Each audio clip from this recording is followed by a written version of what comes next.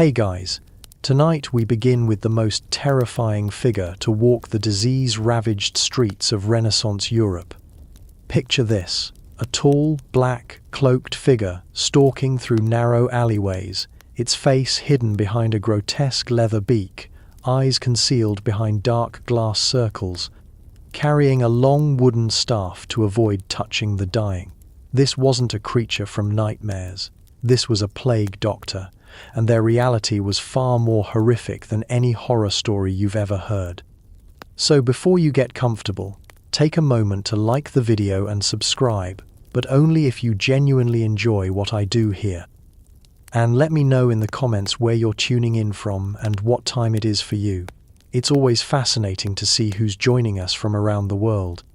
Now dim the lights, maybe turn on a fan for that soft background hum, and let's ease into tonight's journey together. Let's be clear, nobody woke up in Renaissance Europe and said, "You know what sounds like a fantastic career? Walking into plague-infested houses, poking dead bodies with a stick, and hoping my leather beak costume keeps me alive." Becoming a plague doctor wasn't a childhood dream. It was a last resort, a desperate gamble, or sometimes a death sentence disguised as employment. The year is 1348, and the Black Death has just arrived in Europe like an uninvited guest who stays for decades and kills a third of your friends. Cities are collapsing, entire families are dying in their homes, and the stench of death hangs over every street like a putrid fog. Traditional doctors? They've either fled, died, or are charging prices that would bankrupt a king. Someone needs to tend to the sick, count the dead, and maintain some semblance of medical authority in a world gone mad. Enter the plague doctor. Most weren't even real doctors. They were barber surgeons, which in medieval terms meant they cut hair, pulled teeth, and occasionally sawed off limbs with the same enthusiasm.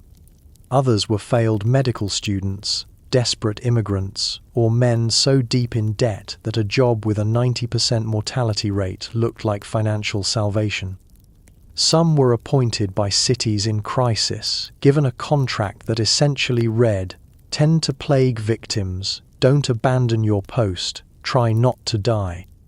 Payment upon survival, which, let's be honest, probably won't happen. But here's the thing about the plague doctor profession. Once you signed up, you were trapped, not just by contract, but by social exile. The moment you put on that horrifying costume, you became a walking reminder of death itself. You couldn't go home to your family. You couldn't eat in taverns or sleep in normal inns. You were quarantined by your profession, living in a nightmare of isolation, disease, and the constant knowledge that every patient you touched could be your last. And the costume? That iconic, terrifying outfit wasn't fashion. It was a desperate attempt at staying alive long enough to collect a paycheck. But as we'll discover, it was about as effective as wearing a paper bag in a thunderstorm. Let's talk about that costume, shall we? Because the plague doctor's outfit has become one of history's most recognizable and unsettling images, but the reality behind it was even more disturbing than its appearance suggests. The outfit started with a long, black leather or oiled cloth coat that went from neck to ankle. This wasn't for dramatic effect. It was meant to prevent bodily fluids, pus, blood, and other delightful plague symptoms from soaking through to the skin. The coat was often waxed or treated with various substances that were supposed to repel disease. Spoiler alert, they didn't work. Over this went a leather apron, because apparently one layer of protection wasn't sufficient when you're essentially bathing in medieval biohazards. The hands were covered in thick leather gloves, often extending up the forearms. These gloves would become so contaminated during a single day's work that some doctors burned them nightly and put on fresh pairs each morning, assuming they could afford such luxury. But the most iconic piece was the mask, that terrifying bird-like leather contraption that gave plague doctors their nickname, beak doctors. The beak wasn't just for show. It was stuffed with aromatic herbs, spices, and substances believed to purify the air. rosemary, thyme, lavender, mint, cloves, cinnamon, dried roses, and sometimes ground unicorn horn, which was actually narwhal tusk and cost more than most people earned in a lifetime.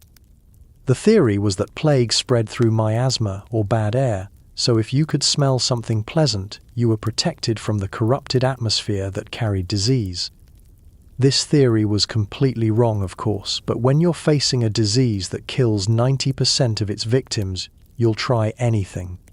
The eyepieces were made of red or clear glass, designed to protect the eyes from infected air. The entire mask was fitted tightly to the head with leather straps, creating a sealed environment that made breathing difficult and vision limited. Imagine trying to perform medical procedures while looking through foggy glass and breathing through a beak full of herbs. It was like performing surgery while wearing a medieval scuba suit designed by someone who had never seen water. But here's where it gets truly horrific. The costume didn't protect them. The beak, the leather, the gloves, none of it mattered. Plague spread through flea bites and respiratory droplets, not bad smells.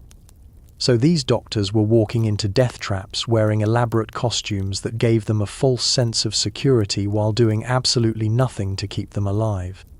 And the psychological impact. Imagine being sick, feverish, and dying, and this creature walks into your room. Black leather head to toe, a long curved beak where its face should be, dark glass circles staring down at you, moving with the deliberate, measured pace of death itself. Many patients died of fright before the plague could finish them. The plague doctor was, in essence, wearing an elaborate death costume to a job interview with the Grim Reaper. And the Reaper, he was always hiring. So you've got the costume, you've got the job, and now you're walking through the streets of a plague-ravaged city. What exactly does a plague doctor do all day? Well, prepare yourself, because the daily routine of a Renaissance plague doctor was a carnival of horrors that would make modern emergency room workers weep.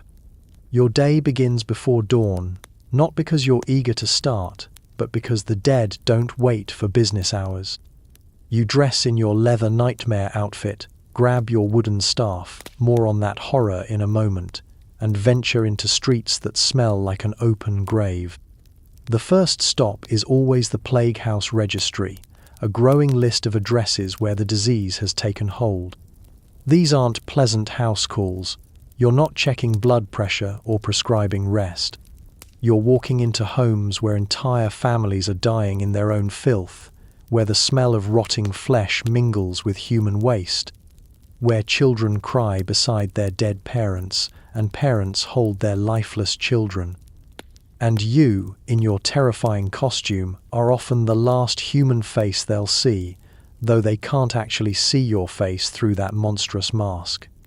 Your job description includes examining patients, which meant poking them with your long wooden staff to check for signs of life without getting too close. This staff, usually 6 feet long, became an extension of your body. You used it to lift clothing, probe wounds, turn over bodies, and maintain distance from the infected. The staff often had a hook or pointed end, making it useful for manipulating objects in the plague house without touching anything directly. But examination was only part of the horror. You were also expected to perform treatments, which in plague doctor terms meant doing things that would probably be classified as torture by modern standards. Bloodletting was common, cutting open veins to let the corrupted blood flow out, which naturally weakened patients who were already dying. You might lance the buboes, those swollen, painful lumps that appeared in the groin, armpits, and neck. These were filled with pus and blood, and cutting them open was excruciating for the patient and revolting for everyone present. Some treatments involved burning the skin with hot irons, supposedly to drive out the disease. Others included force-feeding patients various concoctions made from herbs, ground pearls, or crushed emeralds. Yes, crushed emeralds, because apparently, if you're going to die horribly, you might as well bankrupt your family in the process. Then came the administrative duties, which were almost as grim as the medical ones. You had to record deaths, estimate the cause, and report to city officials about the spread of the disease. This meant spending time with corpses, examining them for signs of plague, and maintaining records that read like a census of the damned. And at the end of each day, you couldn't go home, you couldn't hug your wife or children, assuming they were still alive. You returned to your isolated quarters, often a single room provided by the city, where you'd attempt to clean your contaminated clothing and equipment before starting the entire nightmare again the next morning. The plague doctor wasn't healing anyone. He was documenting death, providing false comfort to the dying, and serving as a grotesque symbol of medical authority in a world where medicine had utterly failed. He was, quite literally, a professional mourner in a leather bird costume. Let's talk about the medical treatments that plague doctors administered, because calling them treatments is like calling a house fire a heating method. What passed for plague medicine in the Renaissance was a combination of ancient superstition, desperate improvisation, and procedures that probably killed more patients than the disease itself. The dominant medical theory of the time was the four humours: blood, phlegm, yellow bile, and black bile. According to this system, disease was caused by an imbalance of these humours, so the goal was to restore equilibrium through various means. For plague patients, this usually meant bloodletting, which was exactly as barbaric as it sounds. Bloodletting involved making incisions in veins, usually in the arms, and allowing blood to flow out into bowls. The theory was that plague corrupted the blood, so removing the bad blood would cure the patient. In practice, this meant weakening people who were already fighting for their lives. Plague doctors would use specialized knives called fleams or lancets to open veins, sometimes removing several pints of blood from patients who were already dehydrated and malnourished. But bloodletting was just the beginning. The buboes, those swollen, painful lumps that appeared in lymph nodes, were considered the primary target for treatment. These buboes could grow to the size of chicken eggs and were filled with pus, blood, and infected tissue. The standard treatment was to lance them, cutting them open with a knife to drain the infection. Imagine being a plague doctor, using a sharp blade to cut into these infected masses while your patient screams in agony. The buboes would often burst violently, spraying pus and blood across the room. Sometimes they would drain for hours, filling bowls with infected fluid. The smell was so overwhelming that even through their herb-stuffed beaks, doctors would vomit inside their masks. Other treatments included cauterization, burning the skin with red-hot irons supposedly to kill the infection. Patients would be held down while metal rods, heated in fires until they glowed, were pressed against their skin. The theory was that extreme heat would purify the flesh and drive out the disease. The reality was that it added severe burns to an already overwhelming list of symptoms. Then there were the internal medicines, which were essentially expensive ways to poison dying people. Theriac, a complex mixture containing dozens of ingredients including viper's flesh, was considered a cure-all. It cost a fortune and did absolutely nothing except drain whatever money the victim's family had left. Other popular treatments included crushed pearls mixed with wine, because apparently nothing cures plague like bankrupting your family on jewelry. Ground unicorn horn, which was actually narwhal tusk and equally useless. Powdered emeralds and rubies, because if you're going to die, you might as well die expensively. Mercury, which was toxic and often killed patients faster than the plague itself. Arsenic compounds, because Renaissance medicine apparently believed the solution to poison was more poison.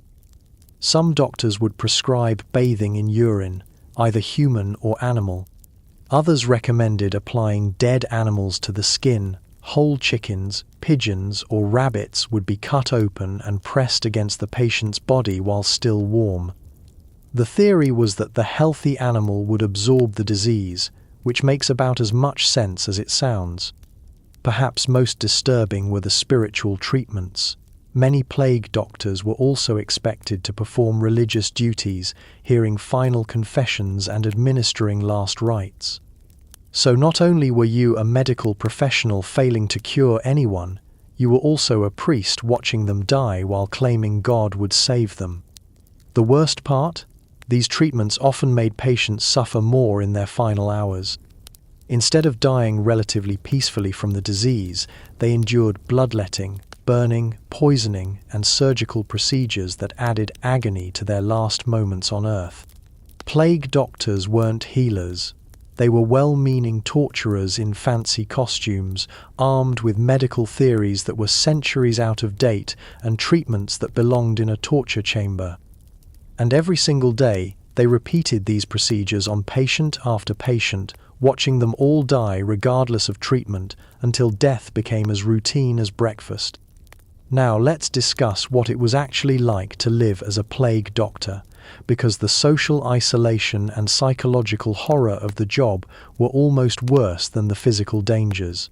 When you became a plague doctor, you didn't just change careers, you changed species. You became something between human and symbol, caught in a liminal space between the living and the dead. First, there was the isolation. The moment you took the job, you were cut off from normal human society.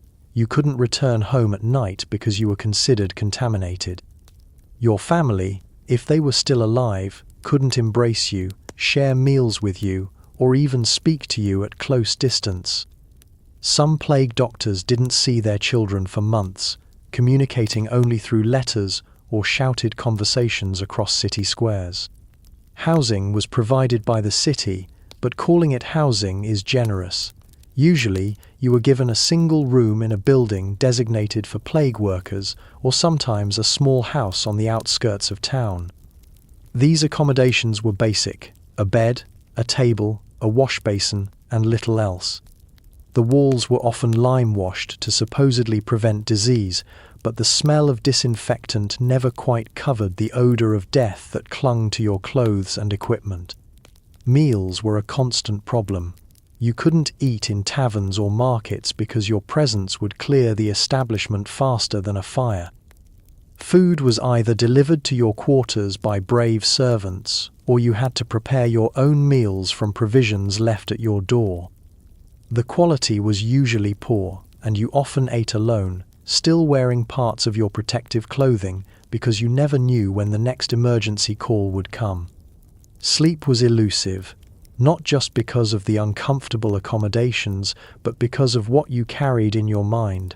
Every night, you closed your eyes and saw the faces of people who had died that day. You heard their final gasps, smelled the rotting flesh, felt the weight of their bodies when you had to move them. Many plague doctors developed what we would now recognize as severe PTSD, suffering from nightmares, anxiety, and depression. But perhaps worse than the isolation was the way people looked at you. When you walked through the streets in your black costume, people didn't see a medical professional trying to help, they saw death itself.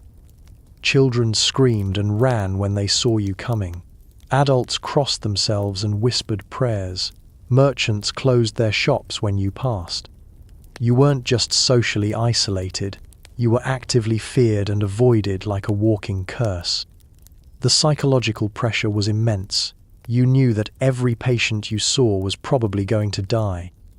Your treatments didn't work, your presence brought no comfort, and your very existence reminded everyone of the horror surrounding them. You weren't saving anyone, you were documenting their final moments and ensuring they died with some semblance of medical attention, however useless. Some plague doctors broke under the pressure. They abandoned their posts and fled the city, though this was often a death sentence in itself. Contract breakers were hunted down and executed, and fleeing doctors were banned from other cities. A few became alcoholics, drinking themselves into oblivion to escape the daily horror. Others became religious fanatics, convinced that they were witnessing the end of the world and that their suffering was divine punishment. The financial compensation, when it came, was substantial, but only if you survived. Many plague doctors died before collecting their wages, and their families often received nothing. The job was well paid because it was essentially a suicide mission with medical training. And if you did survive the plague, your ordeal wasn't over. Cities often refused to release plague doctors from their contracts, keeping them on retainer for future outbreaks. You might spend years living in isolation, called upon whenever disease threatened the community. Some plague doctors spent decades in this liminal state, never fully returning to normal society. The few who did complete their service and return to regular life found that their experience had changed them forever. They had seen humanity at its lowest point, witnessed the complete failure of medical science, and lived through an apocalypse that most people couldn't imagine. Many never practiced medicine again, unable to face patients without remembering the countless people they had failed to save.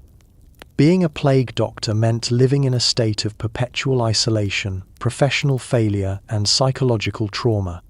You were kept alive to serve a function that couldn't be fulfilled, wearing a costume that didn't protect you, treating patients with methods that didn't work, all while being feared and avoided by the very society you were trying to serve. You weren't a doctor in any meaningful sense.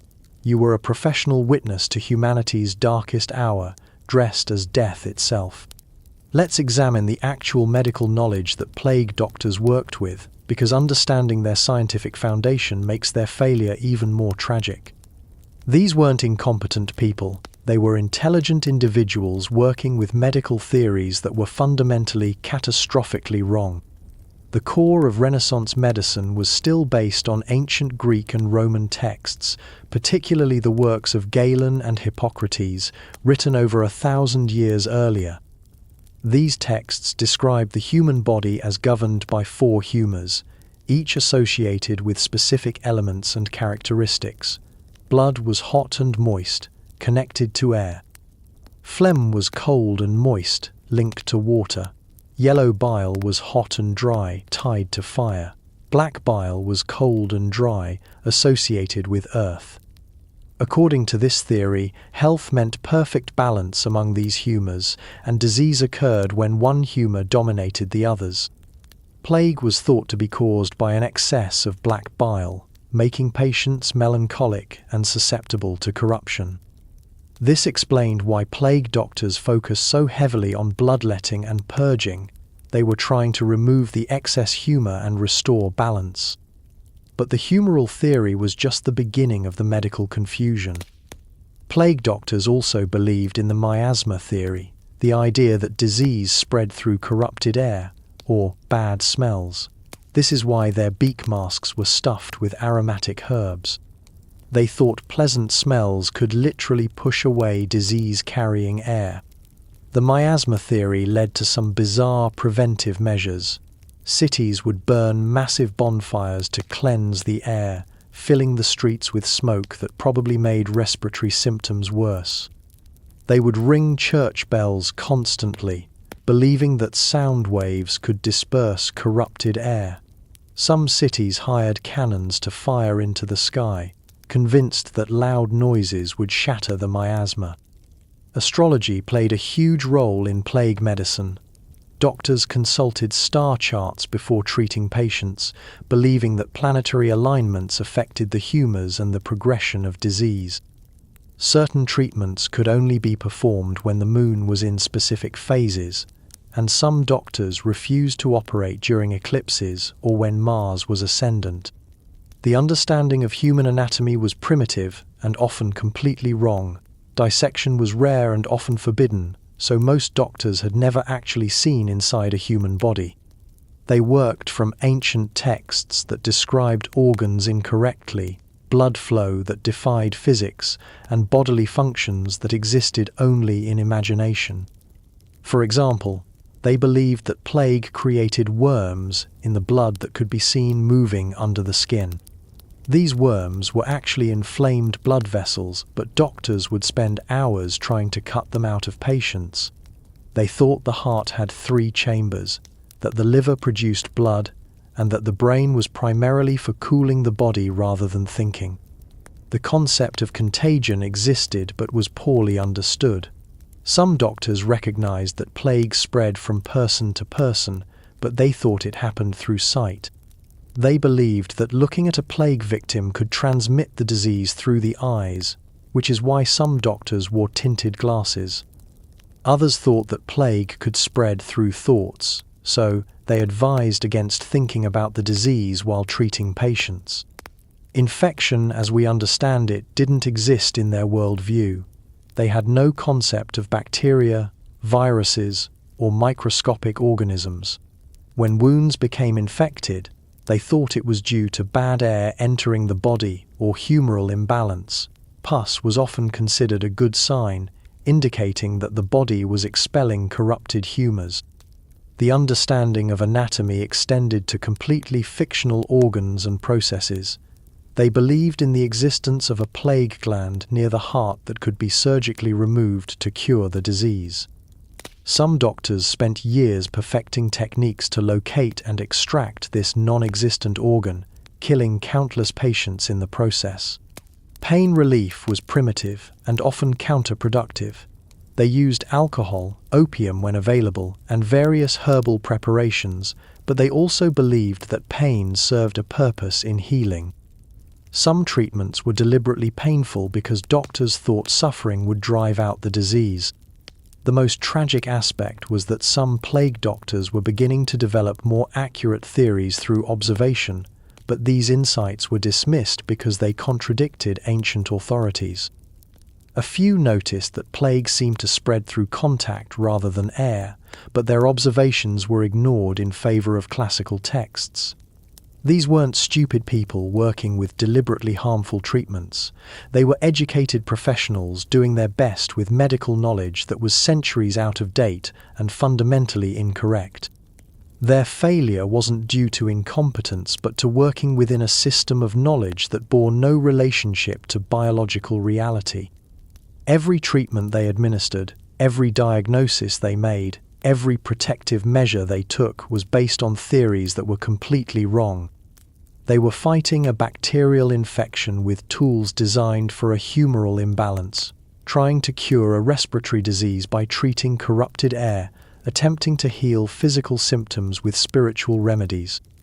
The plague doctors weren't just failing to cure patients, they were demonstrating the complete bankruptcy of medieval medical knowledge in the face of a real biological crisis.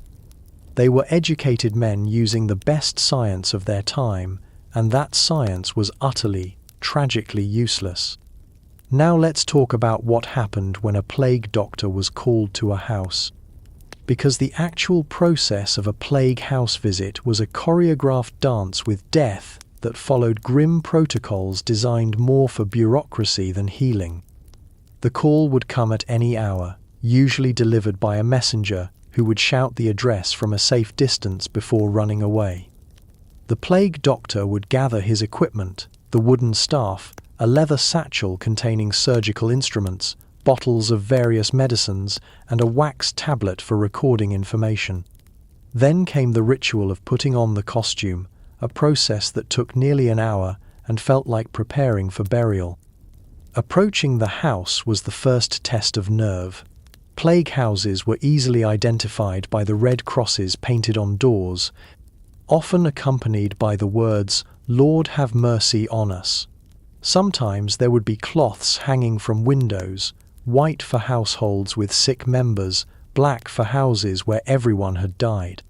The smell usually reached you long before you saw the door. The wooden staff was used first to knock on the door and test if anyone inside was still alive. Often, there was no answer. In these cases, the plague doctor was authorized to break down the door and enter the house to examine the bodies and determine the cause of death. Walking into a house where an entire family had died was like entering a tomb where the dead still sat at their dinner table. When there were survivors, the scene was usually horrific. Families couldn't afford to remove their dead, so corpses would lie beside the living for days. Children would be found trying to nurse from their dead mothers. Elderly parents would be discovered holding the bodies of their adult children.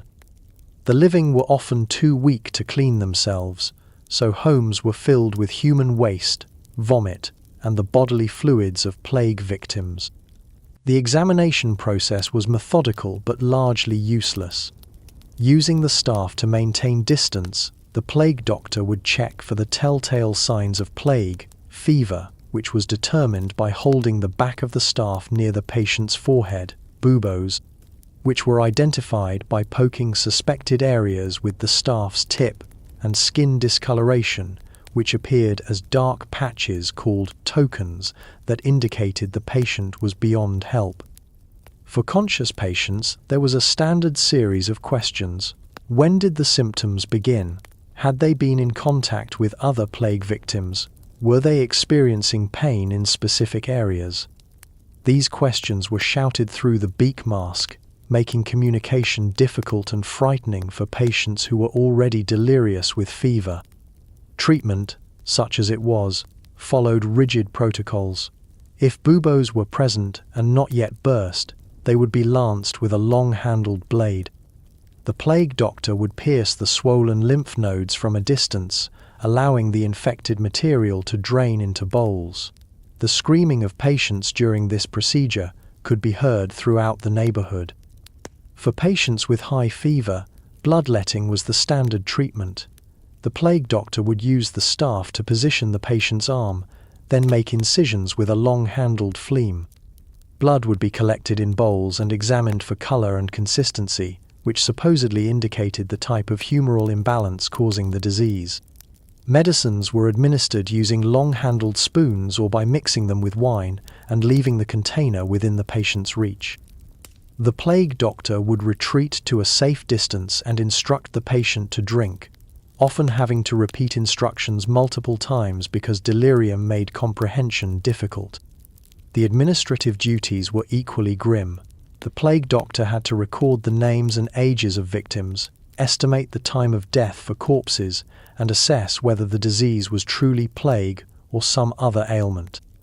This information was recorded on wax tablets using a stylus attached to a long handle, allowing the doctor to write without getting close to contaminated surfaces.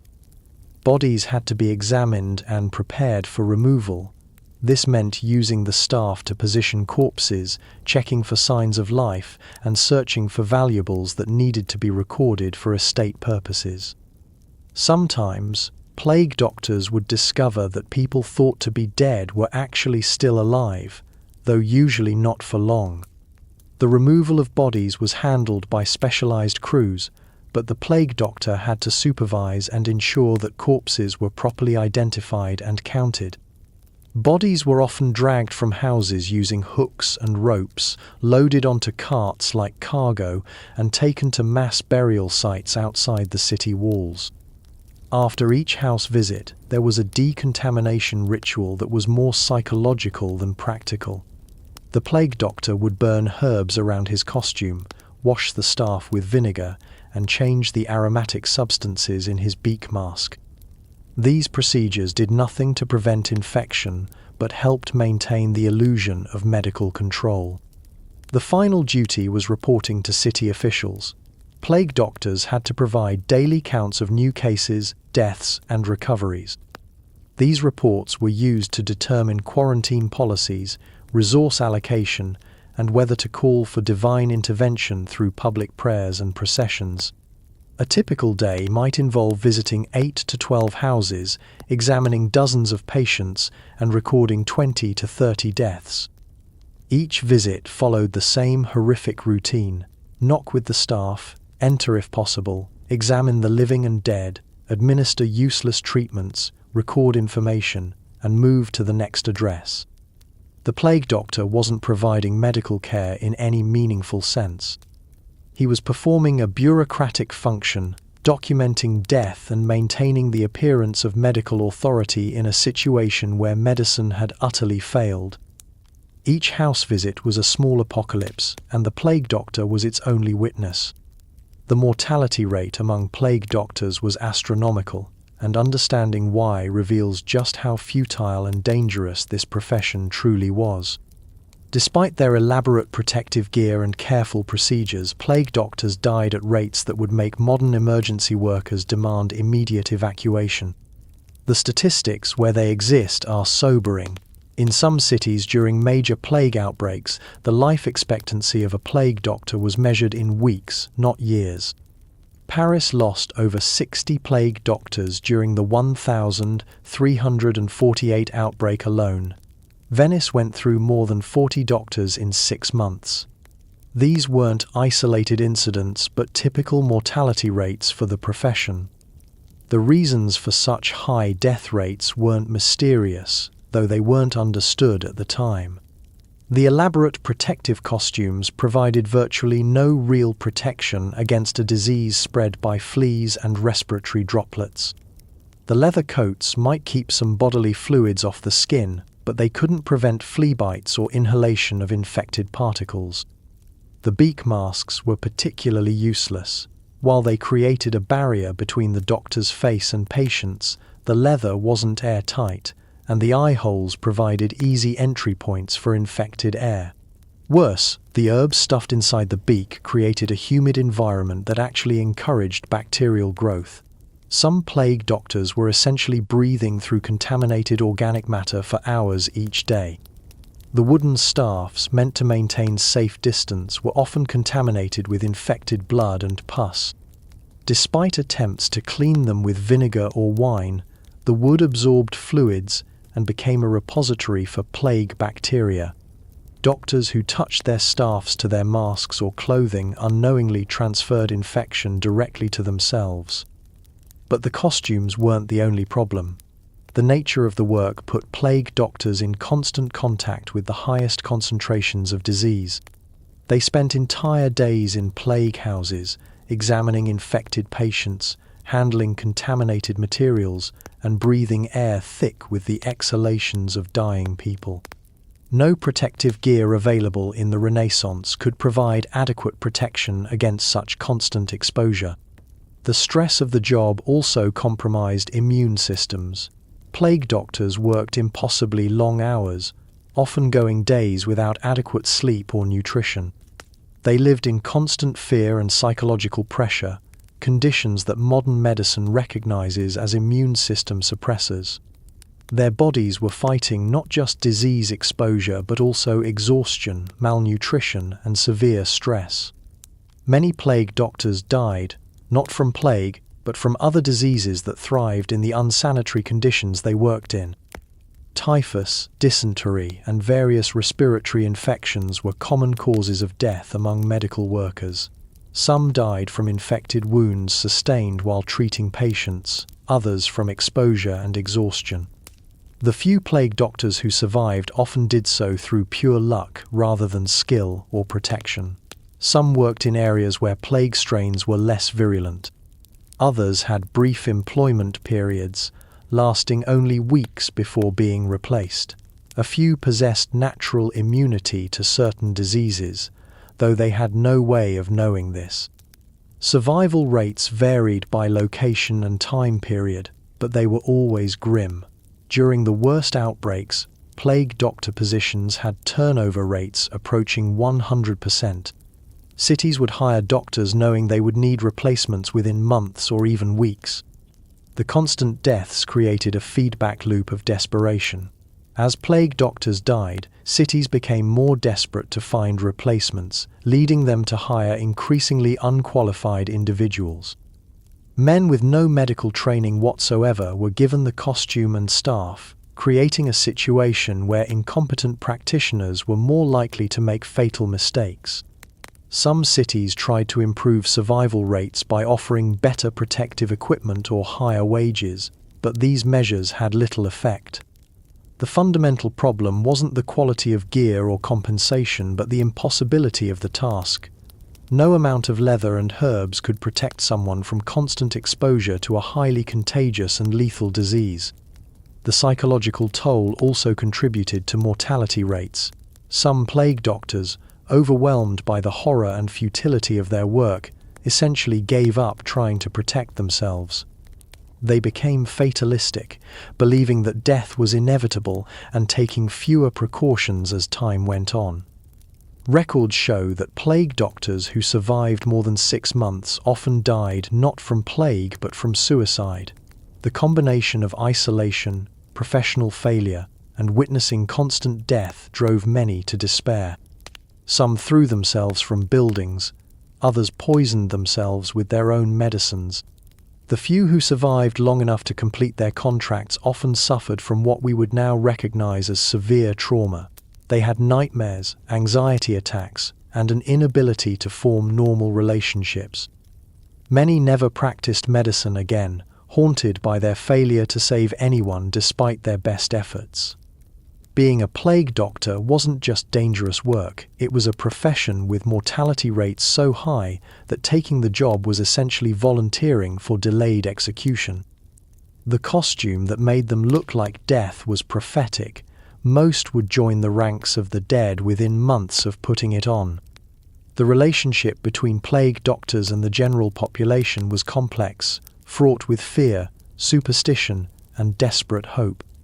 To understand the full horror of the plague doctor's existence, we need to examine how ordinary people reacted to these leather-clad figures of death walking through their communities.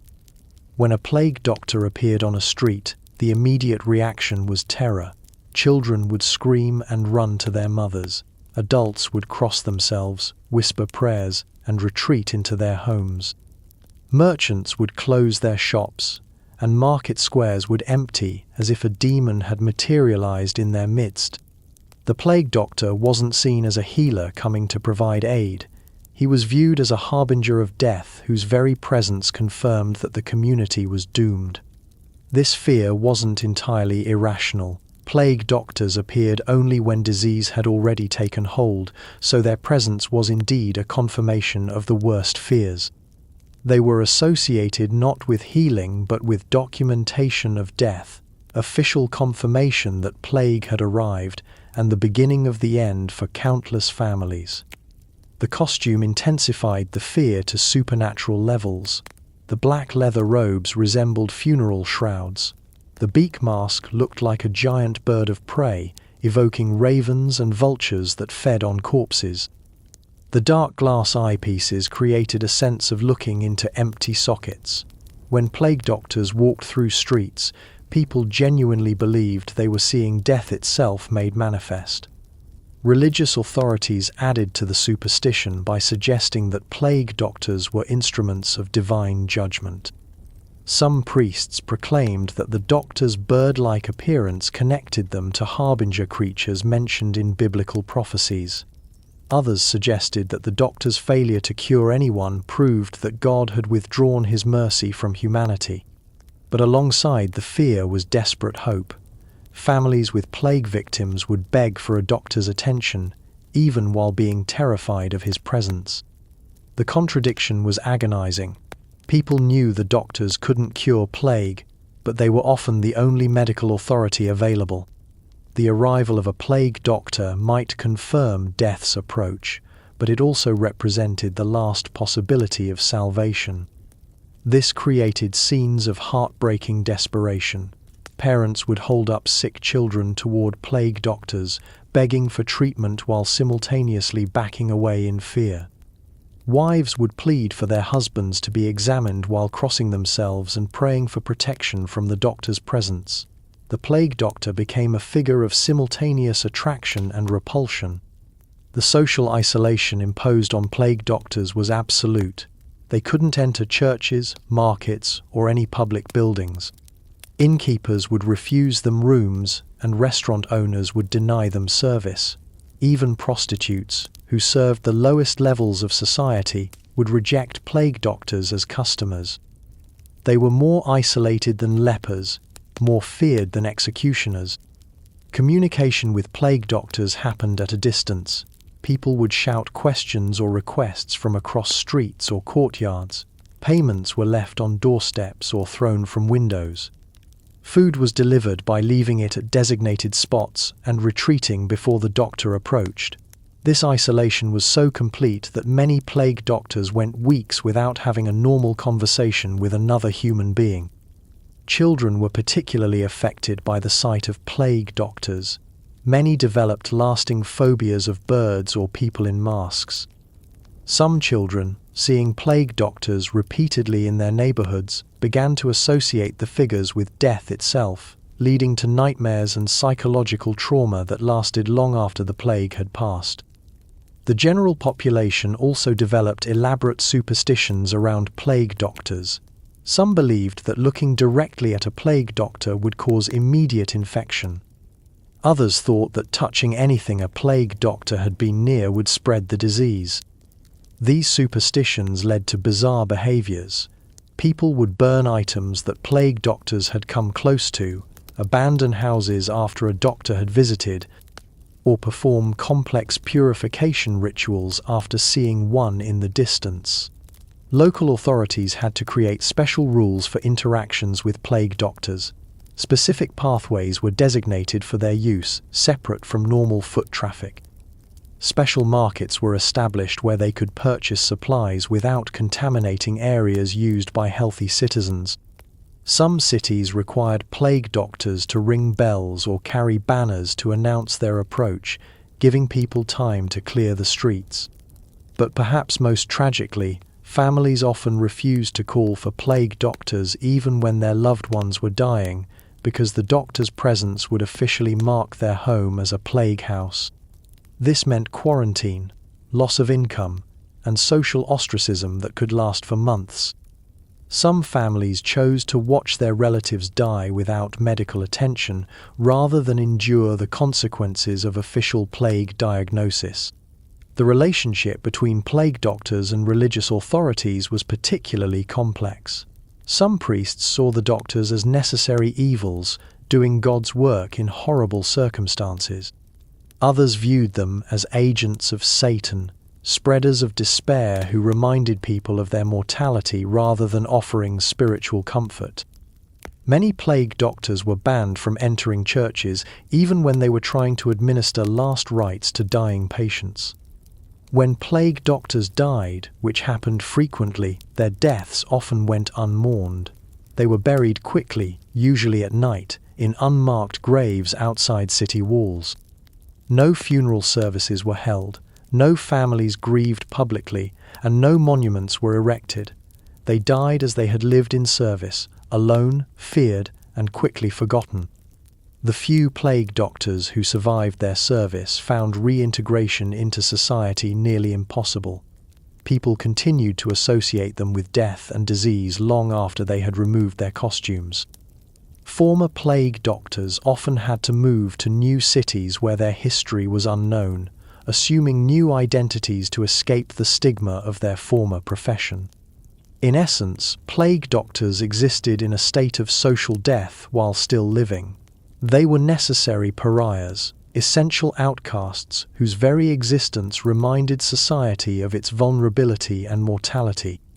They served a community that needed them but could never accept them, providing medical authority in a situation where medicine had utterly failed. The legacy of the plague doctor in European society was one of fear, failure, and the limits of human knowledge in the face of natural disaster.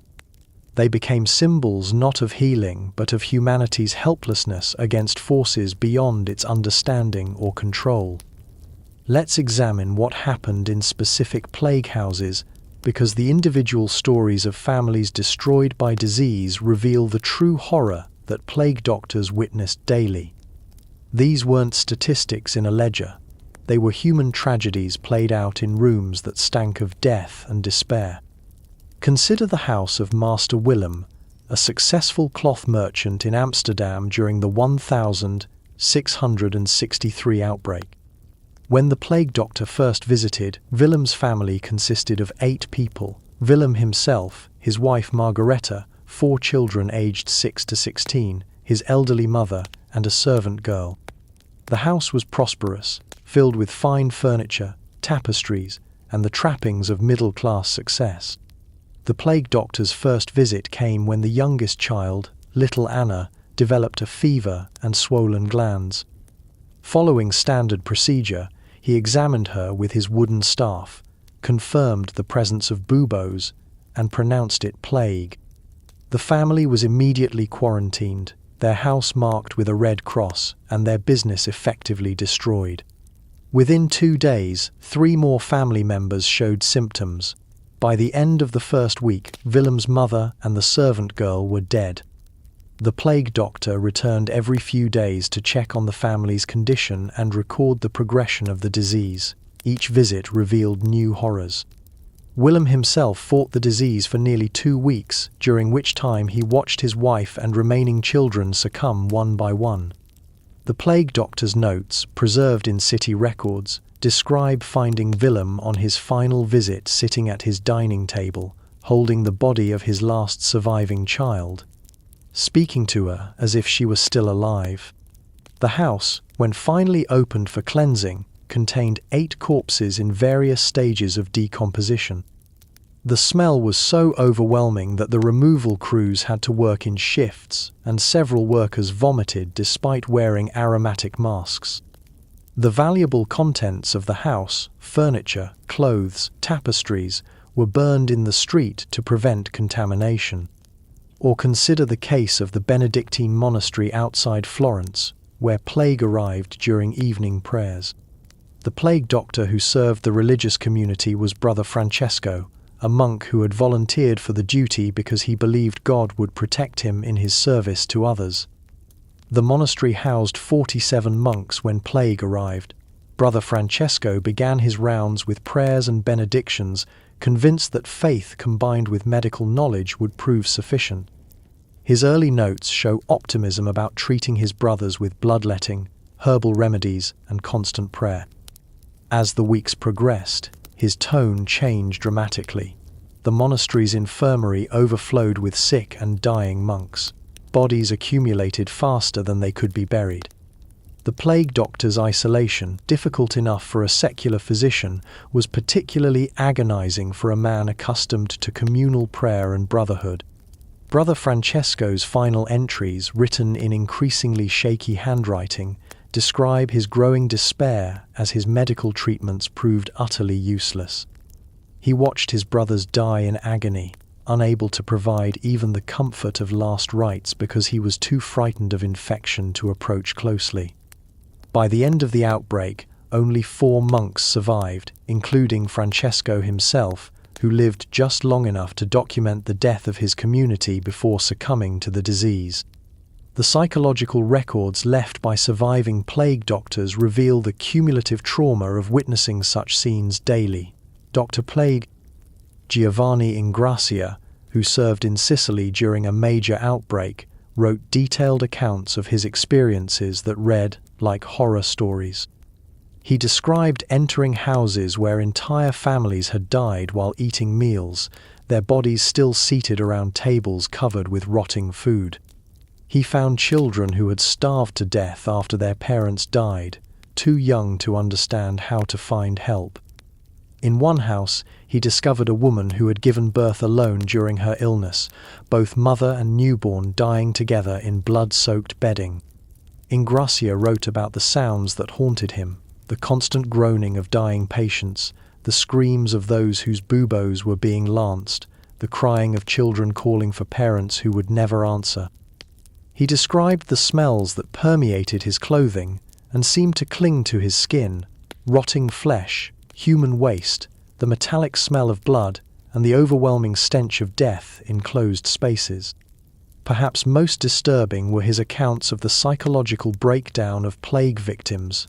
Delirium was common in advanced cases, leading to bizarre and disturbing behavior.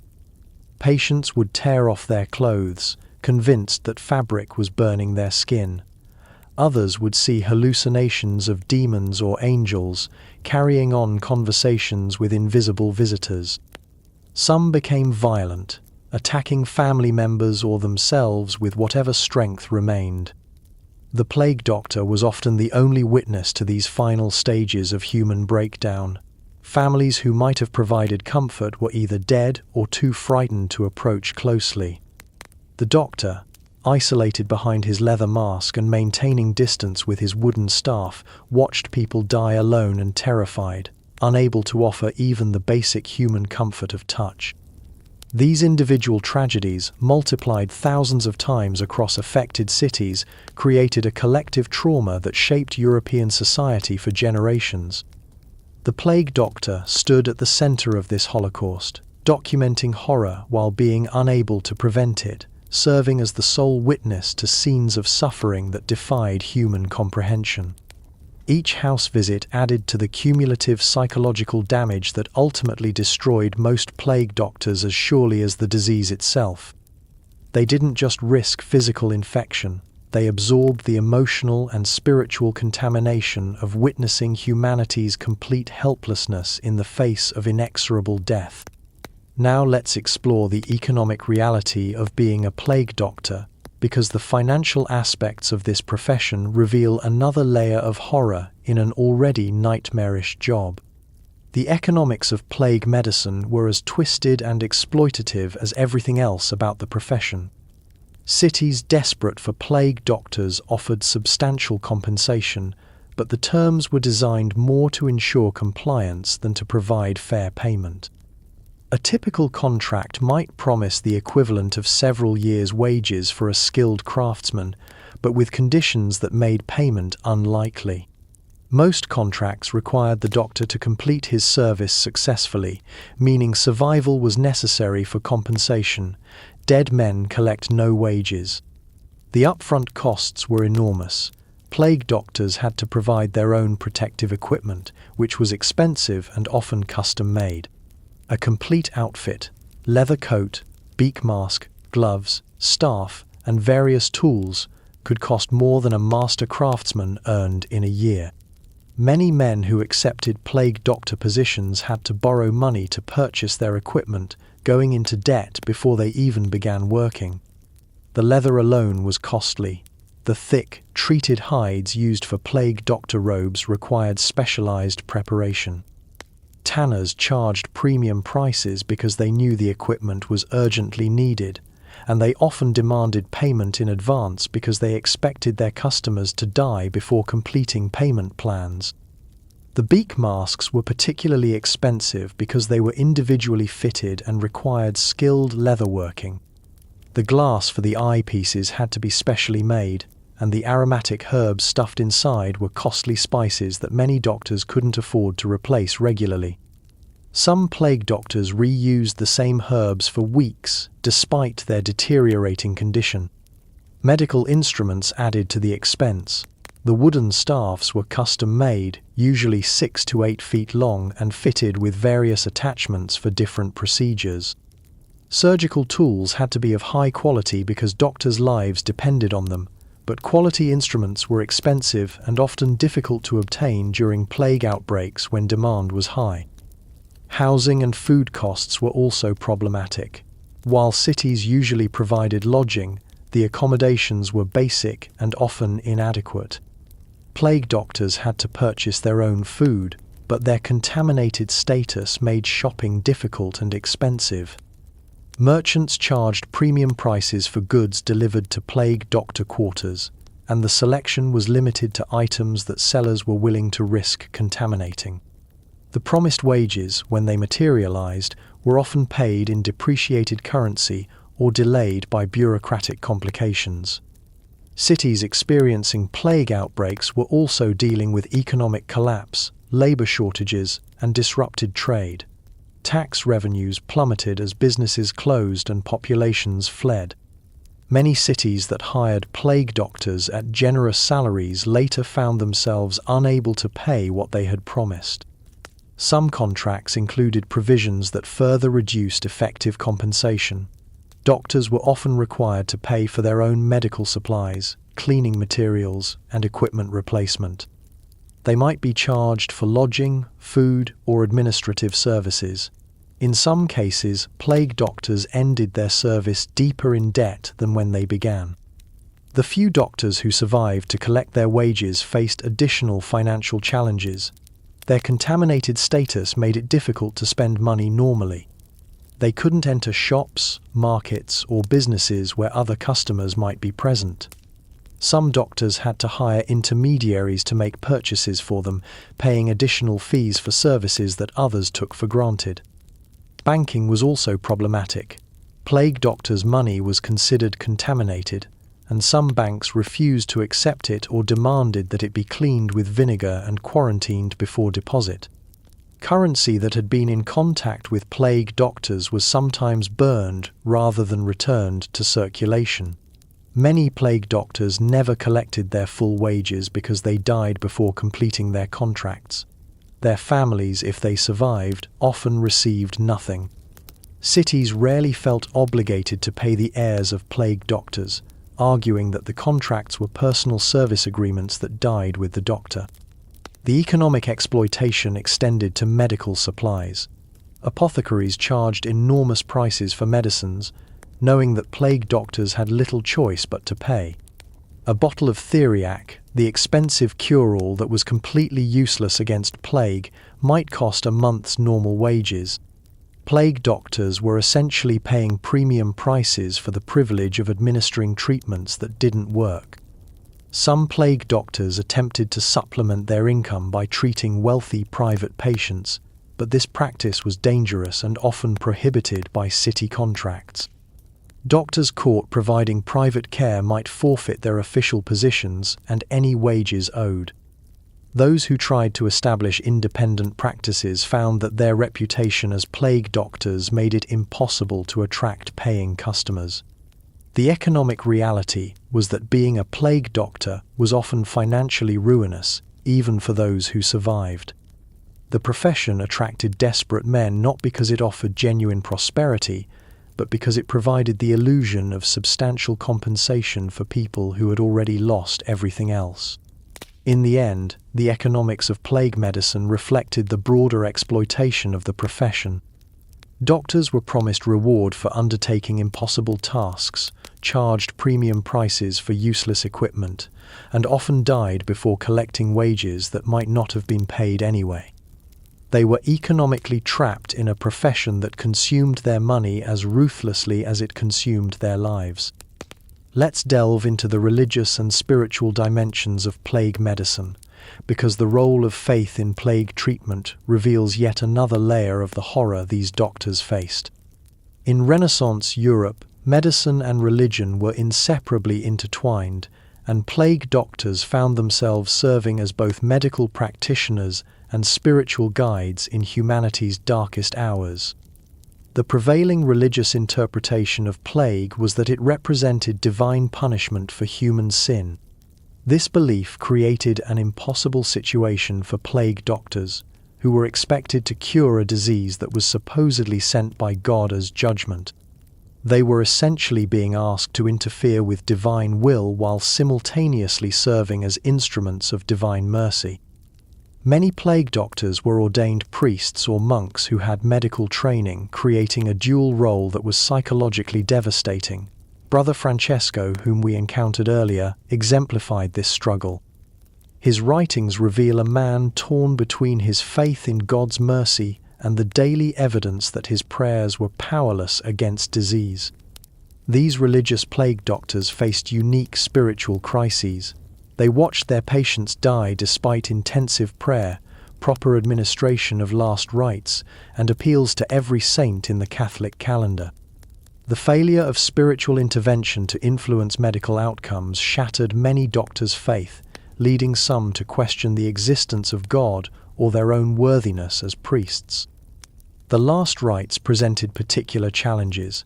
Plague doctors were often the only clergy available to dying patients, but their protective equipment made proper administration of sacraments nearly impossible. How do you anoint someone with holy oil while maintaining 6 feet of distance with a wooden staff? How do you hear confession through a leather beak mask while the patient is delirious with fever? Some plague doctors removed their protective equipment to properly administer final sacraments, knowing that this direct contact would likely result in their own infection and death. These acts of spiritual devotion were often seen as martyrdom, but they also represented the complete failure of medicine to coexist with religious duty. The theological implications were profound and disturbing. If plague was divine punishment, then successful treatment might actually be opposing God's will. Some religious authorities argued that attempting to cure plague victims was sinful, that Christians should accept their suffering as penance for humanity's wickedness. This created moral confusion for doctors who wanted to help but feared they might be committing blasphemy. Prayer was incorporated into medical treatment in ways that revealed the desperation of both doctors and patients. Plague doctors would recite specific prayers while performing bloodletting, believing that divine intervention might make their useless treatments effective. Patients were instructed to pray while taking medicines, as if faith could transform poison into cure. The failure of religious remedies was particularly devastating because they had been Christianity's answer to disease for over 1,000 years. Relics that had supposedly cured the sick for centuries proved powerless against plague. Holy water, blessed oils, and consecrated communion wafers provided no protection. The bones of saints, touched to infected buboes, did nothing to prevent death. Some plague doctors became convinced that they were witnessing the end of the world as prophesied in Christian apocalyptic literature. The scale of death, the failure of all remedies, and the breakdown of social order seemed to match biblical descriptions of final judgment. These doctors saw themselves as witnesses to humanity's last days, documenting the final collapse of Christian civilization. The psychological impact of spiritual failure compounded the trauma of medical failure. Doctors who had devoted their lives to serving God found their faith tested by daily evidence of divine absence. Many developed religious despair, a condition where they believed God had abandoned humanity, or that their own sins had rendered them unworthy of divine assistance. Some plague doctors experienced religious visions or claimed direct communication with divine figures. Whether these were genuine spiritual experiences or hallucinations brought on by stress and exhaustion, they represented attempts to find meaning in meaningless suffering. A few doctors claimed that angels or saints had given them special knowledge about treating plague, but these revelations invariably proved as useless as conventional medicine. The conflict between religious and medical authority created additional complications. Church officials sometimes forbade certain medical treatments as incompatible with Christian doctrine, while medical authorities dismissed religious remedies as superstition. Plague doctors caught between these competing authorities faced impossible choices about how to treat their patients. Confession presented unique challenges. Dying plague victims often wanted to confess their sins, but their delirium made coherent confession impossible. Plague doctors had to decide whether partial or incoherent confessions were valid, knowing that their decisions might affect the eternal salvation of dying souls. The sacrament of communion was equally problematic. How could plague doctors safely administer consecrated bread and wine to infected patients? Some used long-handled spoons or other implements, but church authorities questioned whether such methods constituted proper sacramental administration. Many plague doctors eventually lost their religious faith entirely, becoming convinced that either God did not exist or was actively malevolent. These doctors continued their work out of habit or desperation rather than hope, serving communities that still expected spiritual guidance from men who no longer believed in the spiritual realm. The religious dimension of plague medicine transformed medical practitioners into unwilling theologians, forced to confront ultimate questions about divine justice, human suffering, and the nature of evil. They found no answers that could reconcile their daily experience with traditional Christian teaching, leaving them spiritually shattered even when they survived physically.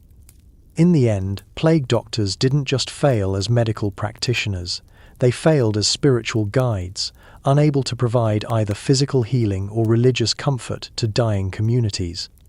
Their spiritual failure was as complete and devastating as their medical failure, adding existential horror to an already impossible profession. The few historical documents we have from plague doctors themselves provide perhaps the most chilling insight into this profession, because these first-hand accounts reveal the psychological disintegration that occurred when intelligent, educated men were forced to confront the complete inadequacy of their knowledge and methods. Dr. Giovanni Filippo Ingrassia, who served in Palermo during the 1575 outbreak, left detailed journals that chronicle his descent from confident physician to broken man. His early entries show typical Renaissance medical optimism. With proper bloodletting and purging of the corrupted humours, we shall surely see improvement in the patient's condition. Within weeks, his tone changed dramatically. The bleeding brings no relief. The medicines are as water to fire. We are children playing with toys in the face of a hurricane. Ingrassia's later entries reveal a man questioning everything he had been taught. I begin to wonder if our entire understanding of medicine is fundamentally flawed. How can the wisdom of Galen and Hippocrates prove so utterly useless? Are we perhaps not treating disease at all, but merely documenting the approach of death? The psychological progression was typical. Most plague doctors began with confidence in their training and equipment. They believed that their university education, their knowledge of ancient texts, and their protective costumes would enable them to succeed where others had failed. This confidence lasted usually less than a week. Brother Francesco's spiritual diary reveals similar disintegration from a religious perspective. I entered this service believing that God would protect those who served his suffering children. Now I begin to question whether God exists at all, or if he exists, whether he cares for human suffering. How can a merciful God allow such agony while rendering useless every prayer, every sacrament, every appeal to divine intervention? The isolation compounded the psychological breakdown.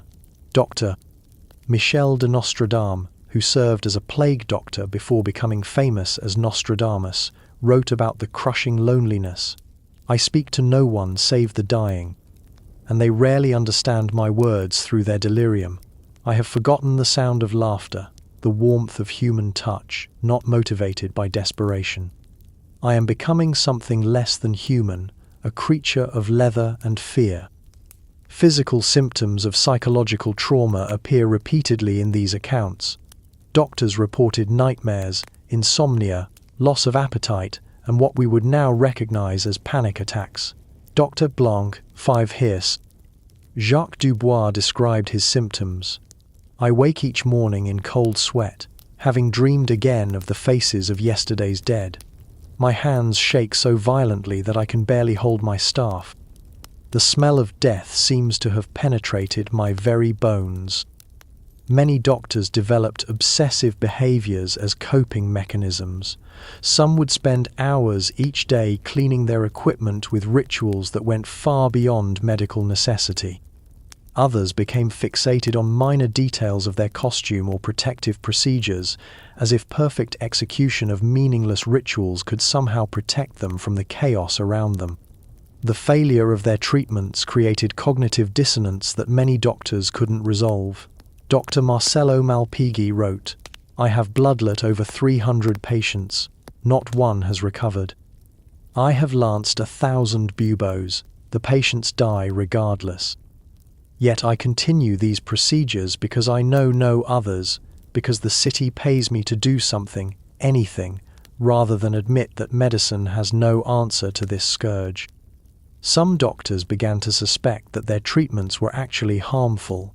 Dr. Antonio Cocchi noted, "I begin to wonder if my bleedings weaken patients who might otherwise have strength to fight the disease. Do my lancings spread corruption rather than draining it? Am I healing or hastening death?" But this awareness brought no relief, because abandoning treatment meant abandoning their only claim to medical authority. The sense of professional failure was overwhelming. These were educated men, university-trained, who had devoted their lives to healing the sick. Dr. Alessandro Tassoni wrote, "I spent 7 years learning medicine, memorizing the works of ancient masters, studying the movement of humours, and the influence of stars. All of this knowledge is revealed as worthless superstition when confronted with real disease. I am no more able to cure plague than the humblest peasant. Many developed what we would now call survivor's guilt. Dr. Fabio Colonna, one of the few who lived through an extended period of service, wrote, "Why do I survive when wiser, more skilled physicians have perished? I am no more careful with my protections, no more devout in my prayers.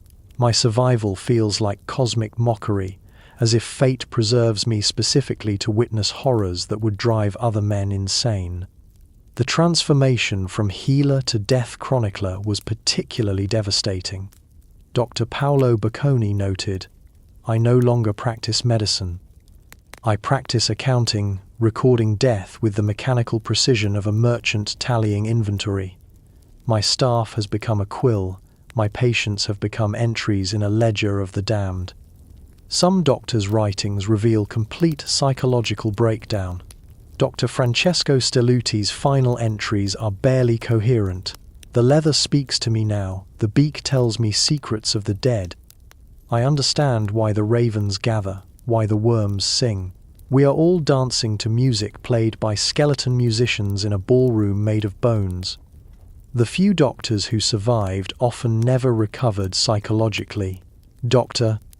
Giovanni Battista Hodierna, who returned to normal medical practice after plague service, wrote years later, "I can never again look at a patient without seeing death hovering nearby. Every fever reminds me of plague, every swollen gland brings back the horror. I practice medicine now as a man might tend a garden he knows will be destroyed by storm."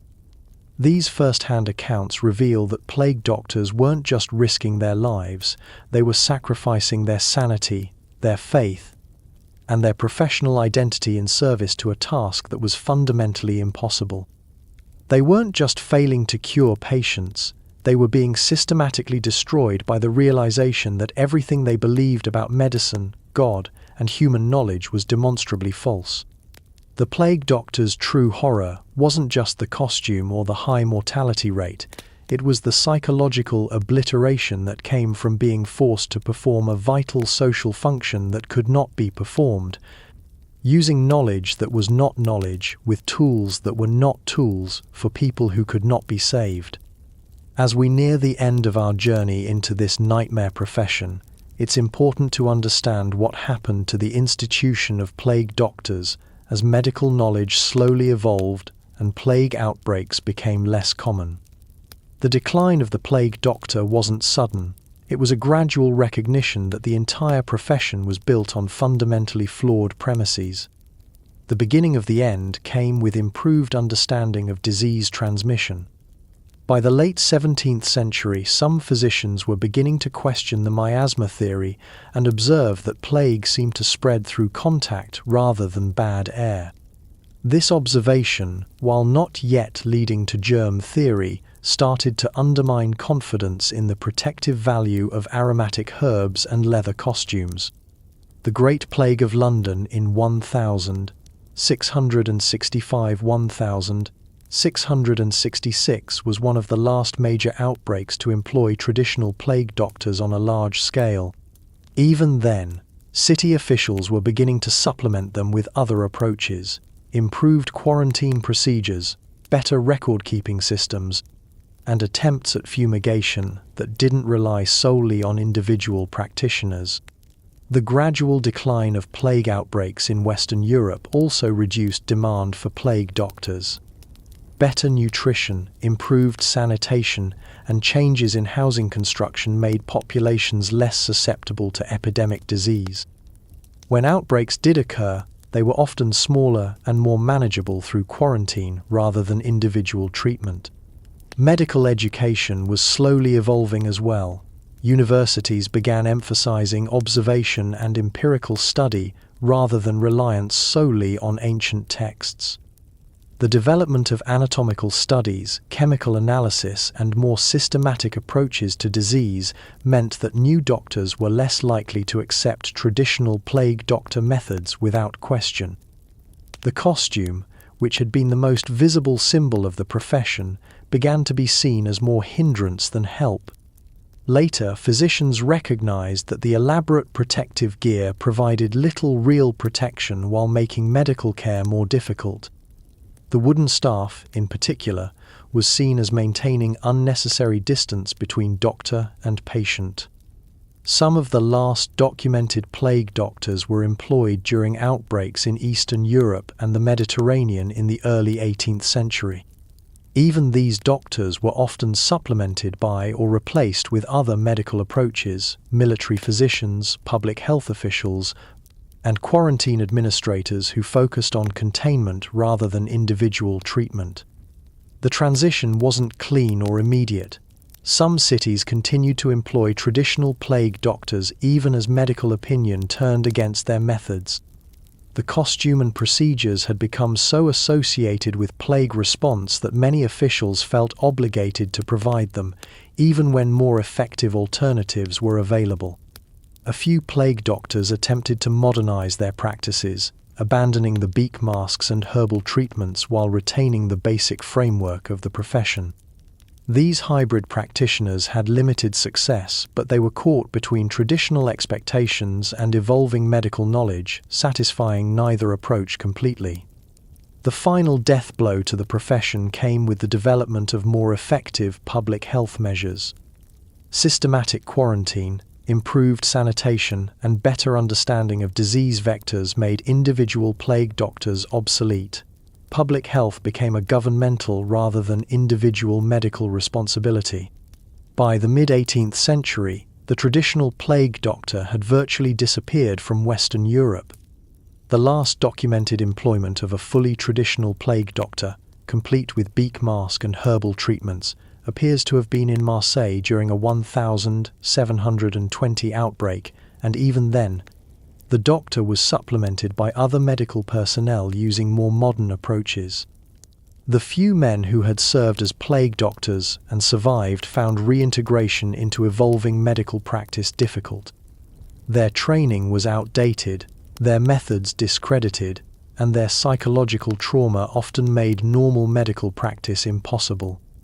Many never returned to medicine, finding other occupations or living in retirement on whatever savings they had accumulated. The costume pieces became curiosities, occasionally worn by physicians during later outbreaks, more for psychological effect than medical protection. The beak masks, in particular, became symbols of quaint medical superstition rather than serious protective equipment. Some elements of plague doctor practice were incorporated into developing public health systems. The systematic record-keeping, the concept of specialized epidemic response, and the recognition that epidemic disease required dedicated personnel all influenced later medical organization.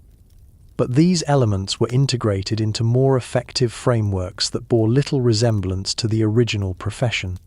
The knowledge that plague doctors had accumulated through bitter experience, the observation that their treatments were ineffective, that protective equipment provided little real protection, that epidemic disease was beyond individual medical intervention, contributed to the development of more realistic approaches to epidemic control. In the end, the plague doctor disappeared, not because the need for epidemic medical response disappeared, but because the profession had been built on such fundamentally flawed premises that it had to be completely reimagined rather than reformed. The costume, the treatments, the isolation, the individual focus, all of it was swept away as medical science slowly developed more effective approaches. The last plague doctors didn't retire, they simply became obsolete, their profession dissolving as knowledge advanced and society developed better ways to respond to epidemic disease. They had served their purpose not as healers but as symbols of humanity's determination to do something, anything, in the face of incomprehensible catastrophe. So what is the ultimate legacy of the plague doctor? What do we take away from this tale of well-intentioned horror, of men who dressed as death itself in a futile attempt to serve life?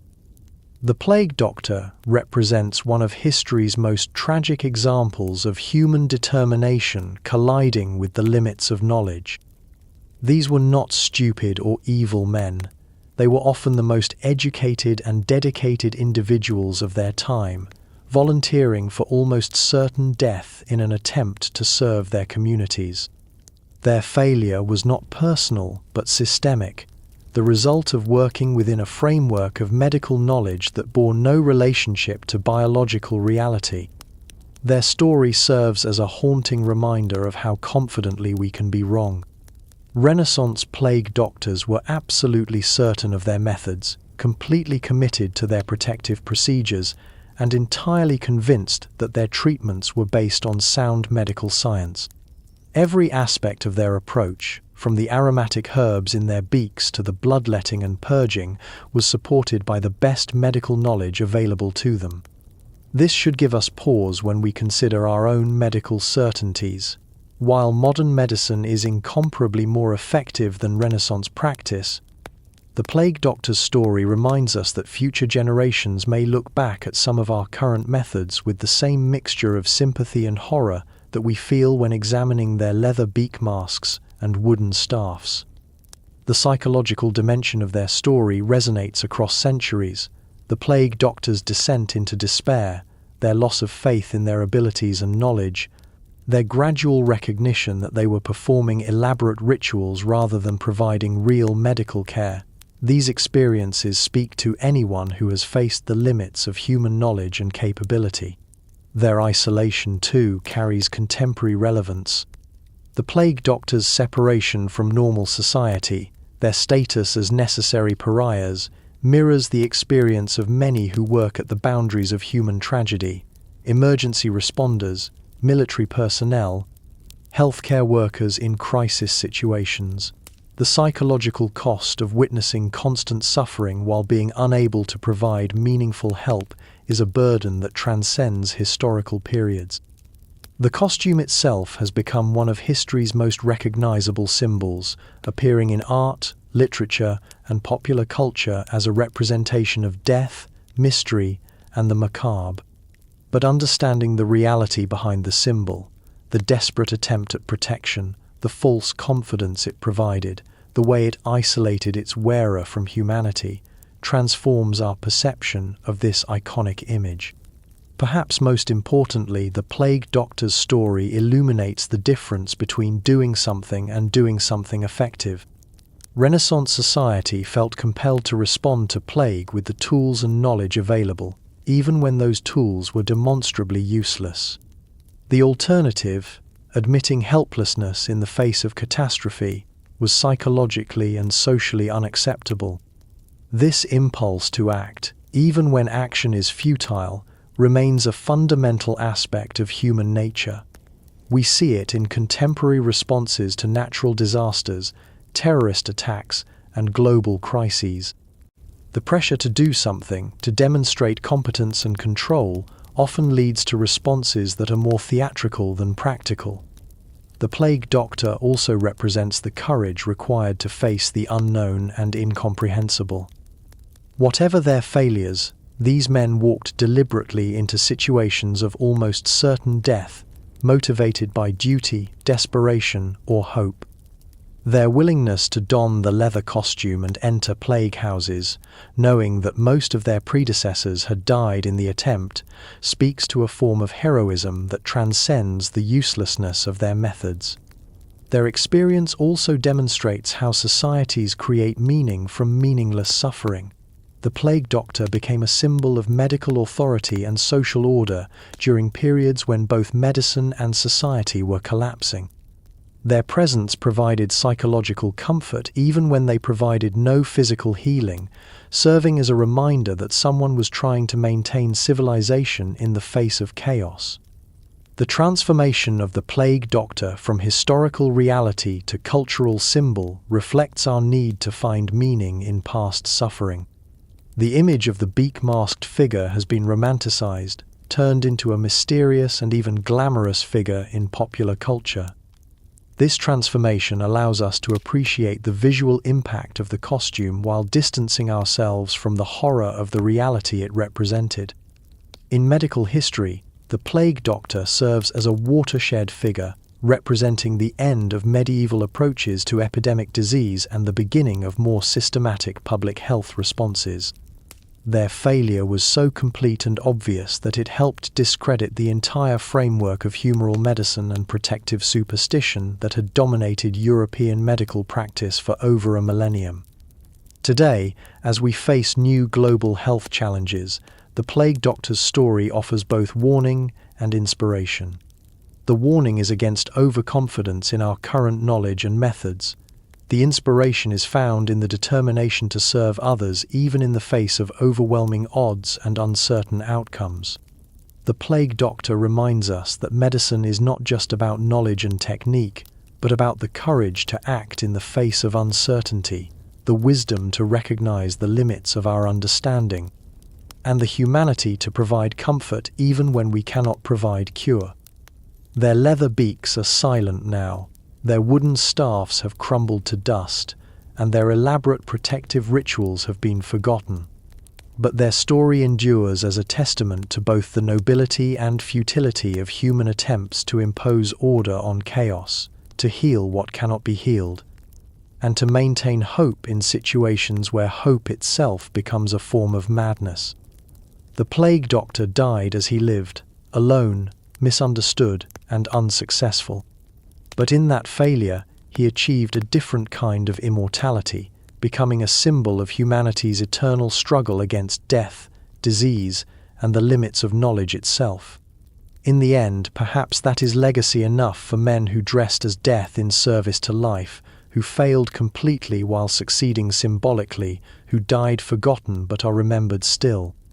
The plague doctor's tale is finished, but its echoes continue to reverberate through the corridors of medical history, reminding us that sometimes the most important stories are not about triumph, but about the courage to continue in the face of certain defeat.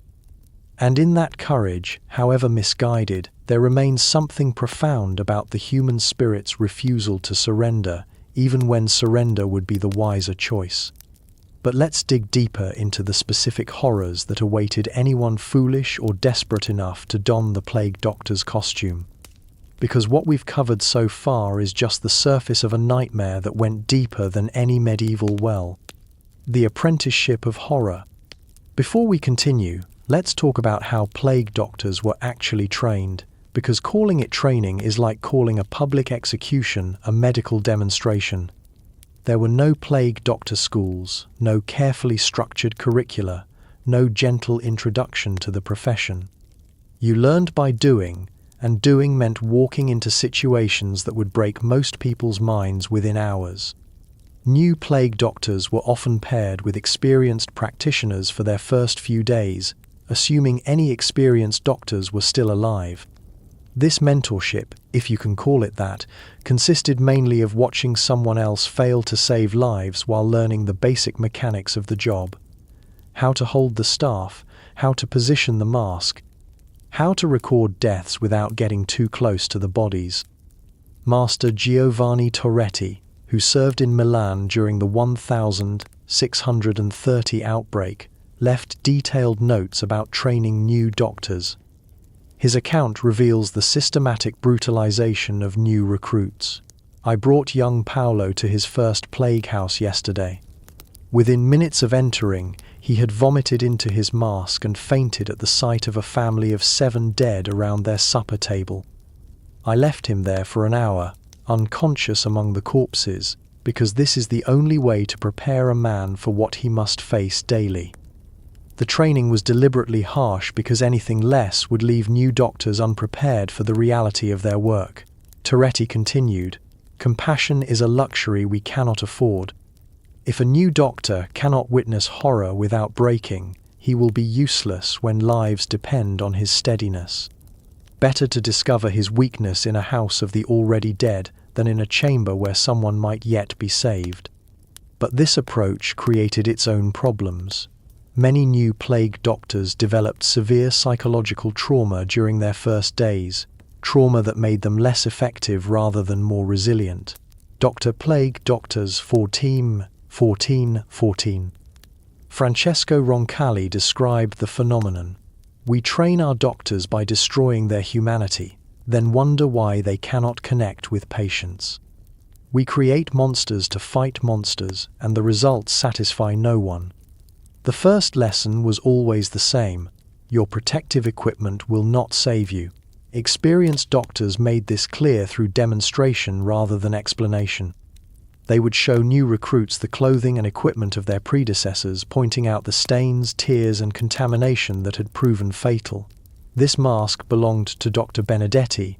Toretti would tell new recruits. He wore it for 3 weeks before the plague took him. Notice how the leather around the eye holes is darkened with his tears. New doctors were taught to expect death, not just for their patients but for themselves. The average life expectancy was explained bluntly. Most would be dead within a month, and those who lasted longer were statistical anomalies rather than skilled practitioners. This knowledge was shared not to discourage, but to ensure that new doctors understood the reality of their situation. The psychological preparation was minimal and largely ineffective. New doctors were told to pray regularly, to maintain emotional distance from patients, and to remember that they were serving God and their community. But no amount of spiritual preparation could ready someone for the daily reality of watching dozens of people die in agony while being unable to help them. Training in medical procedures was brief because the procedures themselves were simple and largely useless. A new doctor could learn to lance buboes, perform bloodletting, and administer medicines in a few hours. The real challenge wasn't technical skill but psychological endurance, and that couldn't be taught. The administrative aspects of the job required more extensive training. New doctors had to learn how to recognize different types of disease, how to record deaths accurately, and how to communicate with city officials about the progression of outbreaks. This paperwork was often more important than medical treatment, as cities needed accurate information to make decisions about quarantine and resource allocation. But perhaps the most important lesson was unspoken: how to maintain the appearance of medical authority while knowing that your interventions were worthless. Experienced doctors taught new recruits how to project confidence they didn't feel, how to speak authoritatively about treatments they knew were useless, and how to comfort families while understanding that comfort was all they could provide. The training period was kept short because plague outbreaks didn't wait for doctors to become comfortable with their roles. Most new doctors were thrown into full service within days of beginning their training, learning advanced procedures while treating actual patients. This sink-or-swim approach reflected the desperate circumstances cities faced during major outbreaks. Many new doctors never completed their training, dying or fleeing before they became fully functional. Those who survived the initial period often found that their training had prepared them only for the technical aspects of the job, not for the psychological and spiritual challenges that would ultimately determine their survival. The training system produced doctors who were technically competent but emotionally shattered, men who could perform medical procedures with mechanical precision while dying inside from the knowledge that nothing they did would matter. It was a system designed to create functional failure, professionals who could maintain the appearance of medical response while understanding that the response itself was meaningless. The science of failure. Let's examine more closely the medical theories that plague doctors worked with, because understanding the depth of their misconceptions makes their daily struggle even more tragic. These weren't random superstitions but carefully constructed scientific frameworks that had dominated European medicine for over 1,000 years. The theory of the four humours wasn't just medical doctrine. It was a complete worldview that connected human health to cosmic forces, seasonal changes, and divine will. Blood was associated with spring, air, heat, and moisture. Phlegm connected to winter, water, cold, and moisture. Yellow bile linked to summer, fire, heat, and dryness. black bile tied to autumn, earth, cold, and dryness. This system meant that plague doctors didn't just treat symptoms, they attempted to rebalance patients' fundamental relationship with the universe. A fever wasn't just elevated temperature, but evidence of excessive heat and moisture in the blood. Treating it meant cooling and drying the patient through bloodletting, purging, and the application of cold, dry substances. The complexity of humoral diagnosis was staggering. Doctors had to consider the patient's natural temperament, their age, the season of the year, the phase of the moon, recent weather patterns, the patient's diet, emotional state, and dozens of other factors. A treatment that might be appropriate for a sanguine young man in spring could be fatal for a melancholic older woman in winter. Plague was understood as a corruption of the humors caused by external forces. The most common theory held that corrupted air, or miasma, entered the body and upset the natural balance. This corruption could come from rotting organic matter, unusual weather patterns, earthquakes that released underground vapors, or divine punishment for human sins. The astrological component was equally complex. Each humor was associated with specific planets, and the movement of celestial bodies was thought to influence the balance of fluids in human bodies. Venus governed blood, the moon controlled phlegm, Mars influenced yellow bile, and Saturn ruled black bile. Effective treatment required understanding not just the patient's condition but the current state of the heavens. This led to treatments that were timed according to astronomical calculations. Bloodletting could only be performed when the moon was in certain phases, preferably when it was in a sign that governed the appropriate body part. Medicines had to be prepared when specific planets were ascendant, and some treatments were forbidden during eclipses or planetary conjunctions. The Materia Medica, or catalogue of medical substances, was vast and largely useless. Plague doctors carried extensive knowledge of hundreds of plant, animal, and mineral substances, each with specific humoral properties. Cooling herbs like lettuce and cucumber were used to treat hot conditions, while warming spices like cinnamon and ginger addressed cold imbalances. But the interactions between substances created mind-boggling complexity. A medicine that was hot and dry in the first degree might be appropriate for a patient with cold, moist symptoms, but dangerous for someone with a hot, dry constitution. Doctors had to calculate not just the primary effects of substances but their secondary and tertiary influences, their interactions with other medicines, and their compatibility with the patient's astrological influences. The preparation of medicines followed elaborate procedures designed to enhance their humoral properties. Substances had to be gathered at specific times, processed according to astrological calendars, and combined in precise proportions. A single medicine might require weeks of preparation and contain dozens of ingredients, each added at a specific planetary hour. The most expensive and prestigious medicine was theriac, a compound that supposedly contained over 60 ingredients including viper's flesh, opium, cinnamon, myrrh, and dozens of other exotic substances. The preparation of theriac was a public ceremony in major cities, overseen by medical authorities and performed according to ancient recipes. The final product cost more than most people earned in a year and was completely useless against plague. Bloodletting was governed by equally complex theories. The amount of blood to be removed depended on the patient's age, constitution, the season, the phase of the moon, and the specific nature of their humoral imbalance. Too little bloodletting would fail to correct the imbalance. Too much could cause dangerous depletion of vital spirits. The location of bloodletting was also critical. Different veins were associated with different organs and humoral influences. Blood drawn from the basilic vein in the right arm affected the liver and yellow bile, while blood from the cephalic vein influenced the head and brain. Choosing the wrong vein could redirect the disease rather than cure it. Uroscopy, the examination of urine was considered one of the most important diagnostic tools.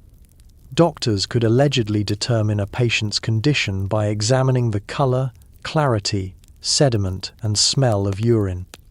Different types of cloudiness indicated different humoral imbalances, and the presence of various sediments revealed the progression of disease. The pulse was similarly complex. Doctors recognized dozens of different pulse types, each indicating specific conditions.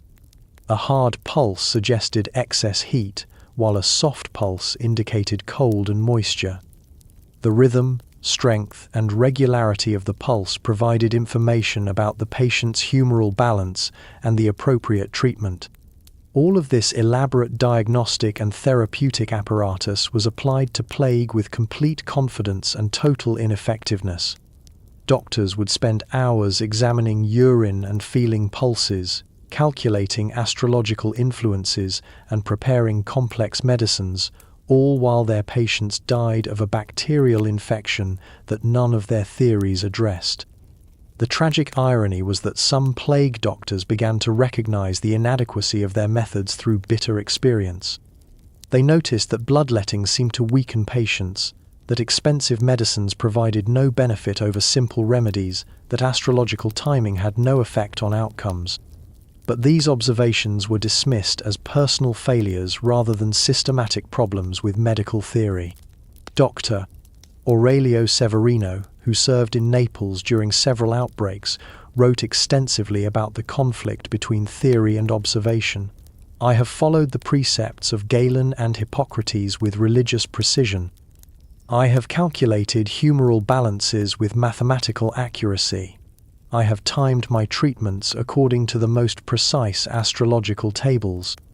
Yet my patients die with the same regularity as those treated by the most ignorant peasant woman with her simple herb teas. Severino's writings reveal a man caught between intellectual honesty and professional necessity. I begin to suspect that our entire medical edifice is built upon false foundations.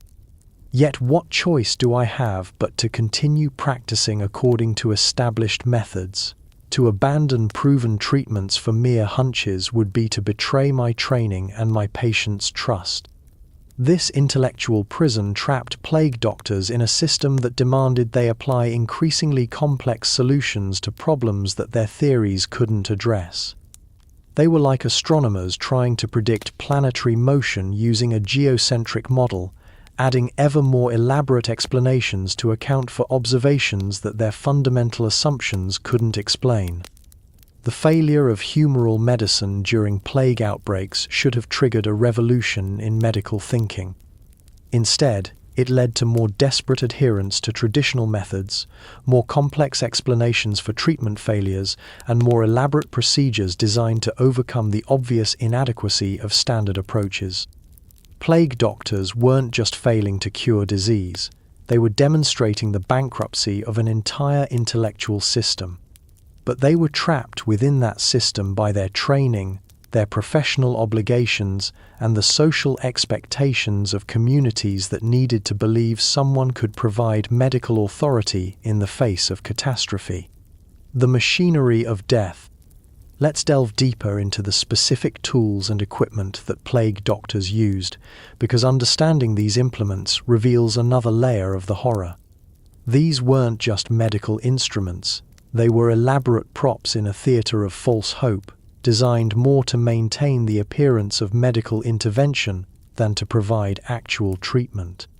The plague doctor's staff deserves particular attention because it became the symbol of the profession's fundamental contradictions. Typically 6 to 8 feet long, carved from oak or ash, these staffs were both practical tools and barriers to effective medical care. The wood was often treated with various substances believed to repel disease, mercury, sulfur, or aromatic oils that left the staff with a distinctive medicinal smell.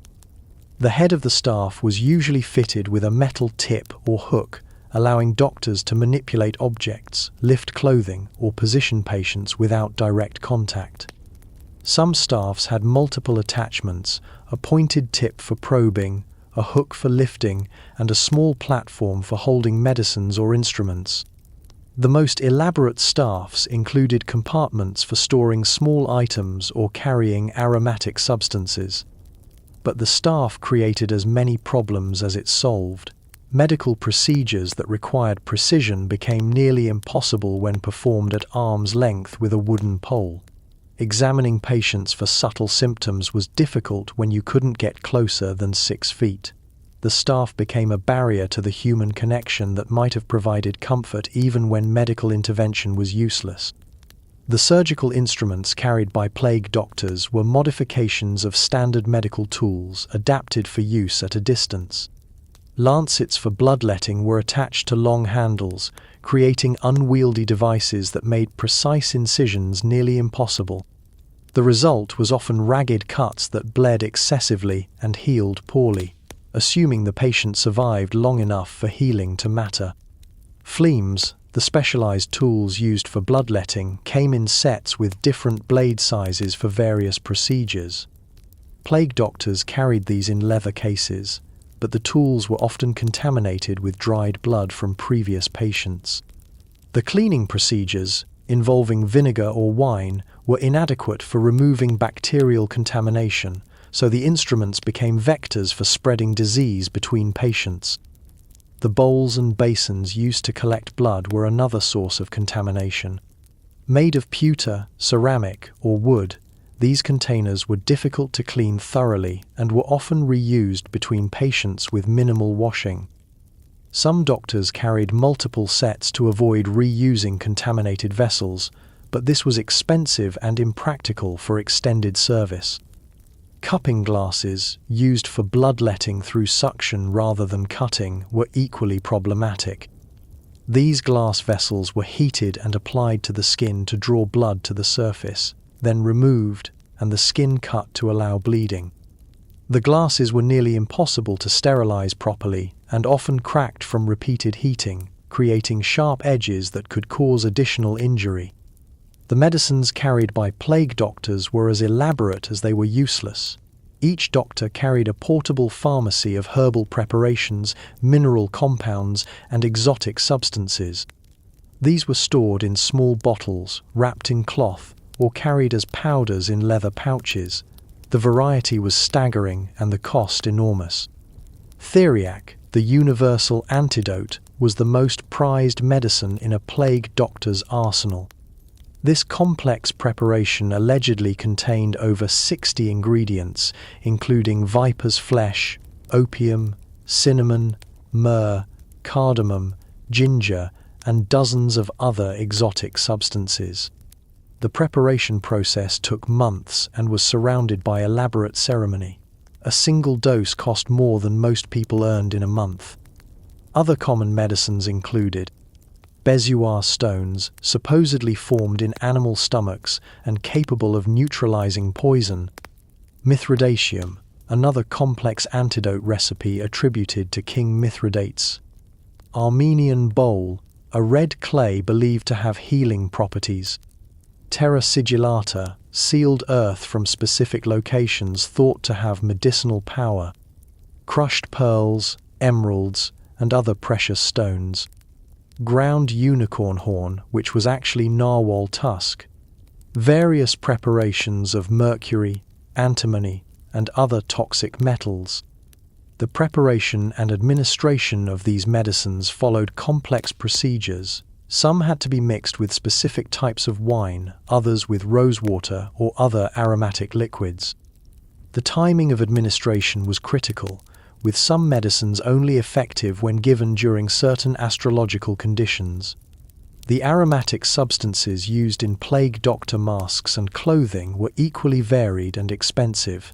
The standard mixture included dried roses for their pleasant scent and supposed protective properties, lavender for its calming effects and insect-repelling qualities, rosemary for memory enhancement and spiritual protection, thyme for courage and purification, mint for digestive health and clear thinking, cloves for their strong aroma and antibacterial properties, cinnamon for warmth and circulation, Juniper berries for purification and protection from evil. These aromatics were replaced regularly, as their effectiveness was believed to diminish over time. Some doctors changed their herbal mixtures daily, while others refreshed them weekly or when they became noticeably less aromatic. The cost of maintaining fresh aromatics was substantial, adding to the economic burden of the profession. The protective clothing required constant maintenance and repair. The leather coats were heavy and stiff, requiring regular oiling to prevent cracking. The wax treatments used to waterproof the garments had to be reapplied frequently, and the stitching often failed under the stress of daily use. Many doctors carried repair kits with leather patches, waxed thread, and needles. The masks were particularly fragile and difficult to maintain. The leather around the eye holes often cracked from the stress of the glass fittings. The beak portion was vulnerable to damage from handling and had to be carefully protected when not in use. The aromatic stuffing required regular replacement, and the interior of the mask had to be cleaned frequently to prevent the buildup of moisture and organic matter. Cleaning procedures for all equipment were elaborate but largely ineffective. Instruments were washed in wine or vinegar, substances believed to have disinfectant properties. Clothing was fumigated with burning herbs or sulfur. Metal tools were sometimes heated in flames, though this often damaged their temper and made them less effective. The transportation of equipment presented additional challenges. Plague doctors often had to travel between multiple locations in a single day, carrying their tools and medicines with them. Special bags and cases were designed to hold equipment securely while protecting it from contamination. These carrying cases were often elaborate affairs, with multiple compartments and protective padding. The record-keeping materials were equally important and vulnerable to contamination. Wax tablets were preferred over paper because they could be cleaned and reused, but the styluses used for writing became contaminated with each use. Some doctors carried multiple styluses, discarding them after visiting plague houses, but this was expensive and wasteful. Ink and paper, when used, presented their own problems. The ink could freeze in winter or dry out in summer heat. Paper was expensive and easily damaged by moisture or handling. Many important records were lost because the materials used to create them were inadequate for the conditions in which plague doctors worked. All of this elaborate equipment served primarily to maintain the illusion of medical competence rather than to provide effective treatment. The tools were impressive, expensive, and completely inadequate for addressing the real challenges of plague treatment. They were props in a performance that nobody believed in, but everyone felt compelled to continue. The tragedy was that simpler, more effective approaches might have been available, but the investment in elaborate equipment and complex procedures made it impossible to acknowledge that simple methods might be superior. Plague doctors were trapped by their own tools, committed to using instruments that hindered rather than helped their efforts to provide meaningful medical care. The politics of plague. Understanding the political dimensions of plague medicine reveals another layer of horror in the plague doctor's existence. These men weren't just medical practitioners, they were political pawns in a complex game of power, responsibility, and public relations that often cared more about appearances than results. City councils across Europe faced impossible decisions when plague threatened their communities. They needed to demonstrate that they were taking decisive action to protect citizens, but they also had to manage limited resources and maintain economic stability. Hiring plague doctors was often more about political theatre than medical necessity. The appointment of plague doctors was usually a public process, announced with great ceremony to reassure citizens that their leaders were responding appropriately to the crisis. City officials would post proclamations describing the qualifications and experience of newly hired doctors, often exaggerating their credentials to boost public confidence. But behind the public announcements lay cynical calculations. City councils knew that plague doctors were unlikely to save lives. but they also understood that hiring medical professionals demonstrated governmental competence and concern.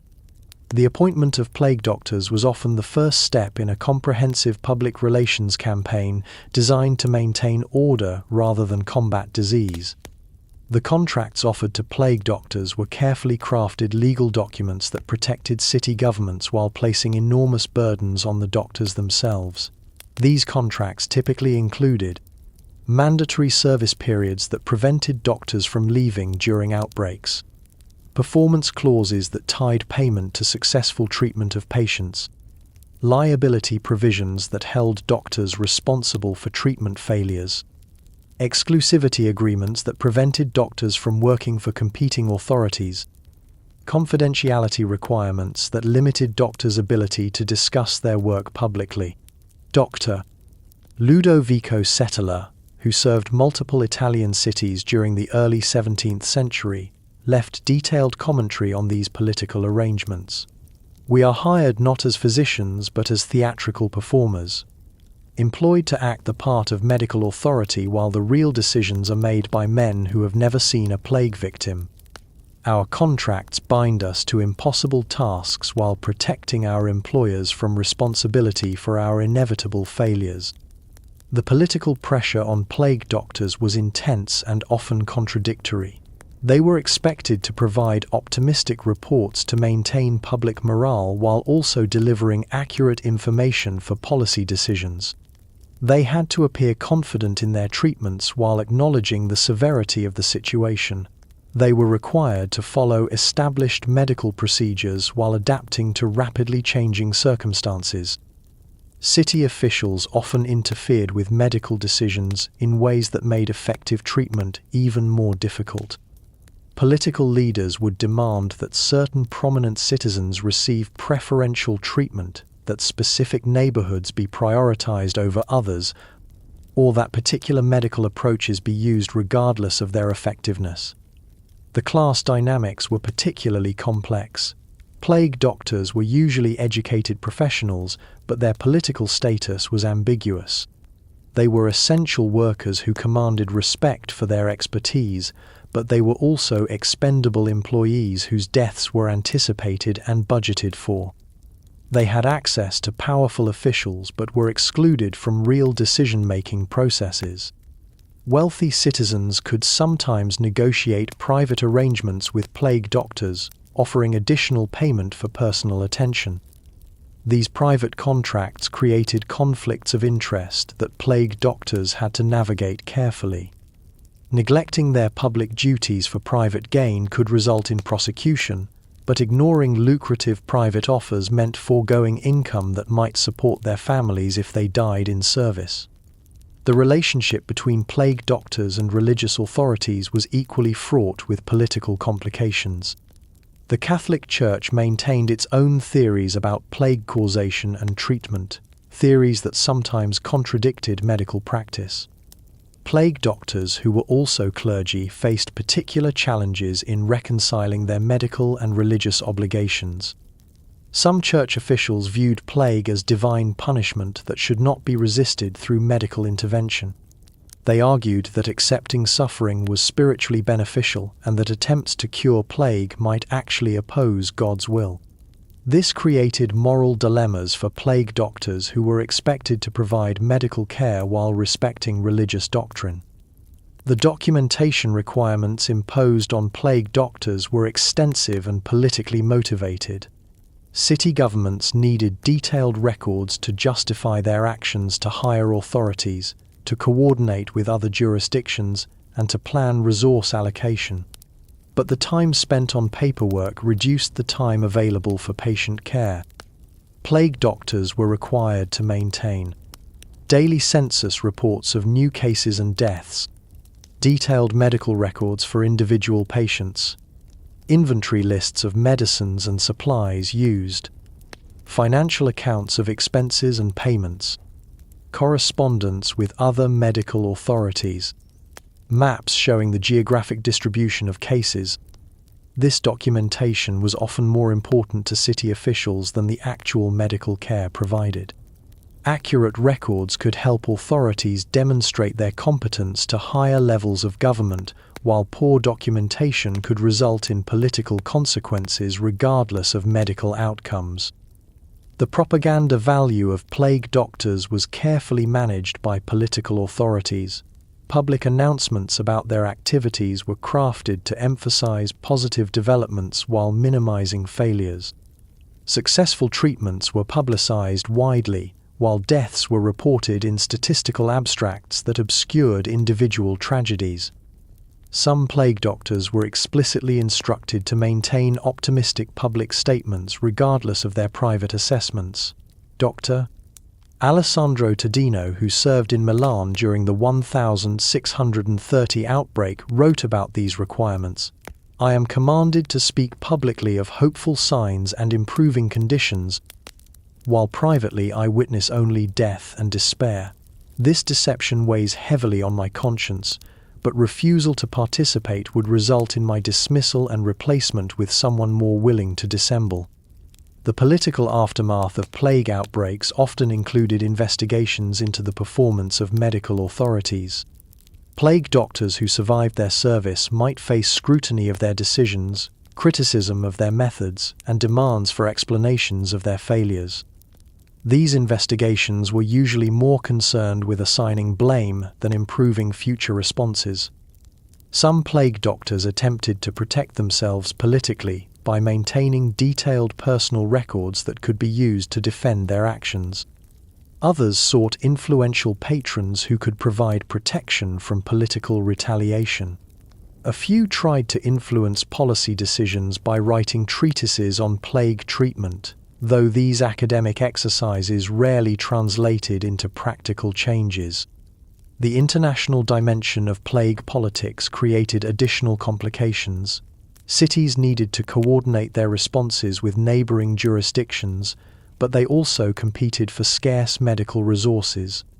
Plague doctors might be recruited by multiple authorities, creating bidding wars that inflated wages while reducing the number of available practitioners. Some plague doctors became international consultants, traveling between cities to provide expertise based on their experience with previous outbreaks. These traveling experts often commanded higher fees than local practitioners, but they also faced accusations of spreading disease between communities. The political legacy of plague medicine was largely negative. The obvious failure of medical intervention during major outbreaks undermined confidence in governmental competence and medical authority. The elaborate expenses of hiring plague doctors, purchasing equipment, and maintaining medical infrastructure became subjects of political controversy that lasted long after the outbreaks had ended. In the end, the political dimensions of plague medicine revealed that plague doctors were caught between multiple impossible demands: medical effectiveness that was unattainable, political loyalty that required deception, professional integrity that conflicted with survival, and public service that demanded personal sacrifice. They were political instruments in a game they could not win, representing governmental authority in situations where authority itself was meaningless. The families left behind. One of the most heartbreaking aspects of the plague doctor's story involves the families they left behind: wives, children, parents, and siblings who watched their loved ones walk into almost certain death while being unable to provide support or comfort during their service. The families of plague doctors faced unique and devastating challenges. Unlike the widows of soldiers, who could take pride in their husband's heroic sacrifice, or the families of merchants lost at sea, who could hope for their eventual return, plague doctor families lived in a state of prolonged dread, knowing that each day might bring news of their loved one's death. Maria Benedetta Cortona, the wife of Dr. Paolo Cortona, who served in Verona during the 1630 outbreak, left a diary that provides insight into the family experience. Her entries reveal the daily anguish of loving someone engaged in such dangerous work. Paolo left this morning wearing his terrible leather costume. the children cried to see their father transformed into such a frightening figure. Little Giuseppe asked if Papa had become a monster, and I could not find words to explain why Papa must dress like death itself. I pray each night that I will see him again, but I know that many wives have prayed such prayers and been disappointed. The social isolation extended to plague doctors' families as well. Neighbors avoided them, fearing that association with the family of a plague doctor might bring contamination. Children of plague doctors were often excluded from playgroups and sometimes barred from attending school. Merchants might refuse to serve plague doctor families, and landlords might evict them from rental properties. This isolation was particularly difficult for children who couldn't understand why their father's profession made them pariahs. Giovanni Torriani, whose father served as a plague doctor in Bologna, wrote about his childhood experience years later. "I was 7 years old when my father took the position. Within days, my former playmates crossed the street to avoid me. Their mothers would call them inside when they saw me approaching. I learned that my father's work had transformed not just him, but our entire family into objects of fear. The economic impact on families was severe and unpredictable. While plague doctor positions offered substantial compensation, the money was usually paid only upon completion of service. Families had to survive on savings or charity while their breadwinner risked his life, never knowing if he would live to collect his wages. Many plague doctor families were forced to relocate during outbreaks, leaving their homes and communities to escape the stigma and dangers associated with their father's profession. These relocations were expensive and disruptive, often requiring families to sell possessions at reduced prices and establish new lives in unfamiliar places. The waiting was perhaps the most difficult aspect of the family experience. Unlike other dangerous professions where the risks were immediate and clearly defined, plague doctor work involved prolonged exposure to uncertain but high mortality risks. Families might go weeks or months without knowing their loved one's condition, living in daily expectation of devastating news. Communication between plague doctors and their families was severely limited. Direct contact was forbidden due to contamination concerns, and letters were often delayed or destroyed to prevent the spread of disease. Some families arranged to communicate through intermediaries or by leaving messages at designated locations, but these methods were unreliable and emotionally unsatisfying. The psychological impact on spouses was particularly severe. They had to manage households alone while dealing with their own fear and grief. Many plague doctor wives became primary caregivers not only to their own children but to extended family members who might also be affected by the outbreak. Elisabetta Marsiglia, whose husband served as a plague doctor in Genoa, wrote to her sister, "I live each day as if I am already a widow, making decisions alone, comforting the children alone, managing our affairs alone. Yet I cannot grieve properly because hope remains.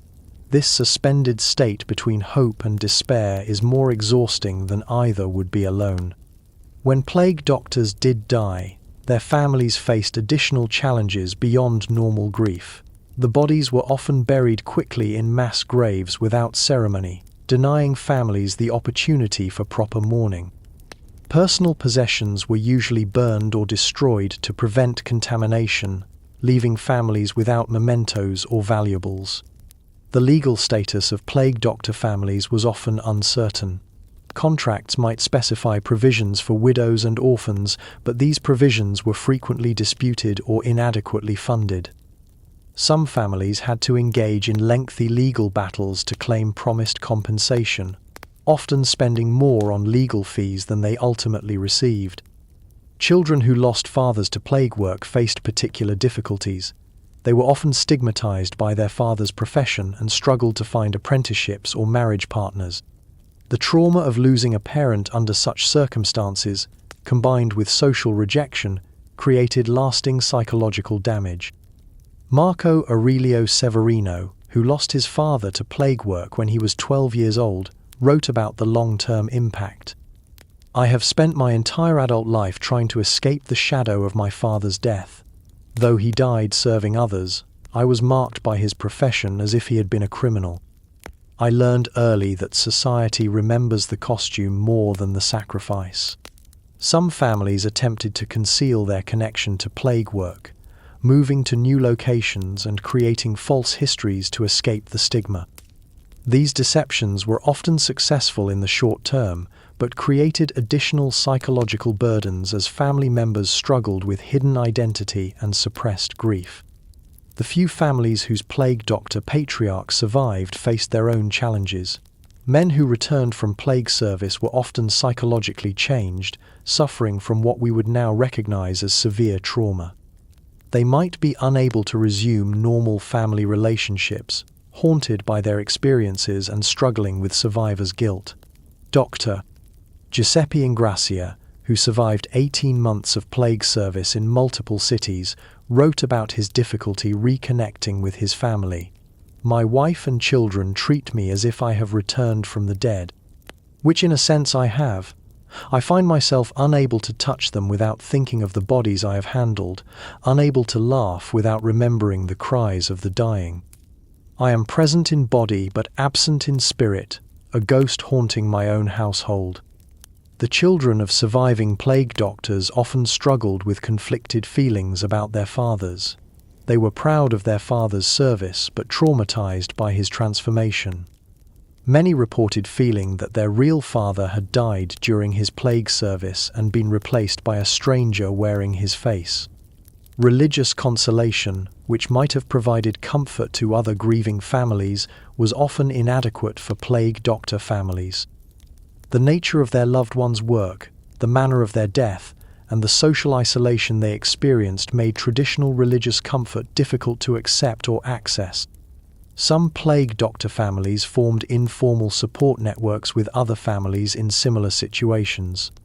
These groups provided practical assistance, emotional support, and shared understanding that was unavailable elsewhere.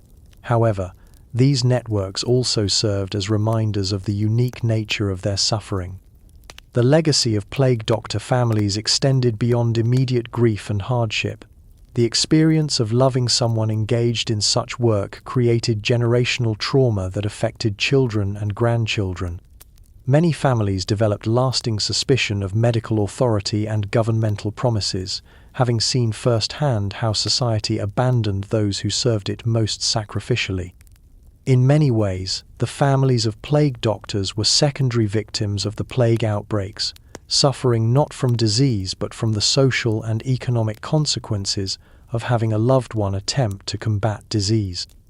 They paid a price for medical service that was rarely acknowledged and never adequately compensated. Their stories remind us that the horror of the plague doctor profession extended beyond the individual practitioners to encompass entire family networks, creating ripples of suffering that lasted long after the outbreaks had ended and the last plague doctor had hung up his leather costume. The international trade in death.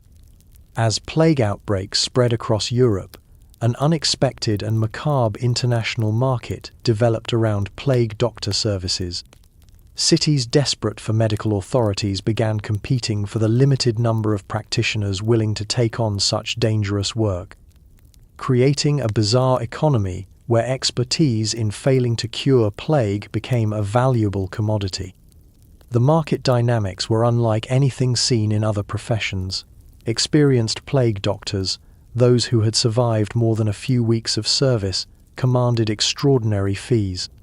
Cities would send recruitment agents to negotiate with doctors serving other jurisdictions, offering progressively higher wages, better equipment, and more attractive working conditions. Dr. Marcus Aurelius Severino became one of the most sought-after plague doctors in Europe during the early 17th century, not because he was particularly effective at treating patients, but because he had survived service in multiple cities. His correspondence reveals the surreal nature of this marketplace. "I have received offers from Venice promising triple wages, from Lyon offering a permanent position with a house and servants, and from Hamburg guaranteeing payment to my heirs regardless of outcome. These cities bid for my services as if I were a master craftsman rather than a man whose primary qualification is that I have not yet died.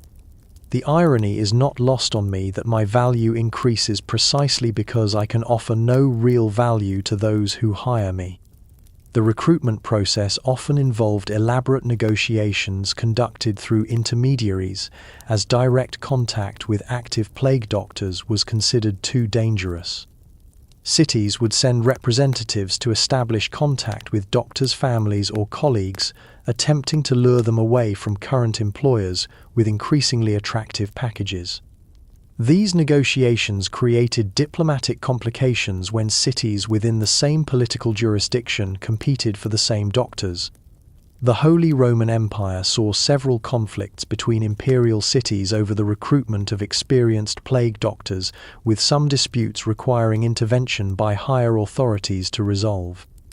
The transportation of plague doctors between cities became a specialized service in itself.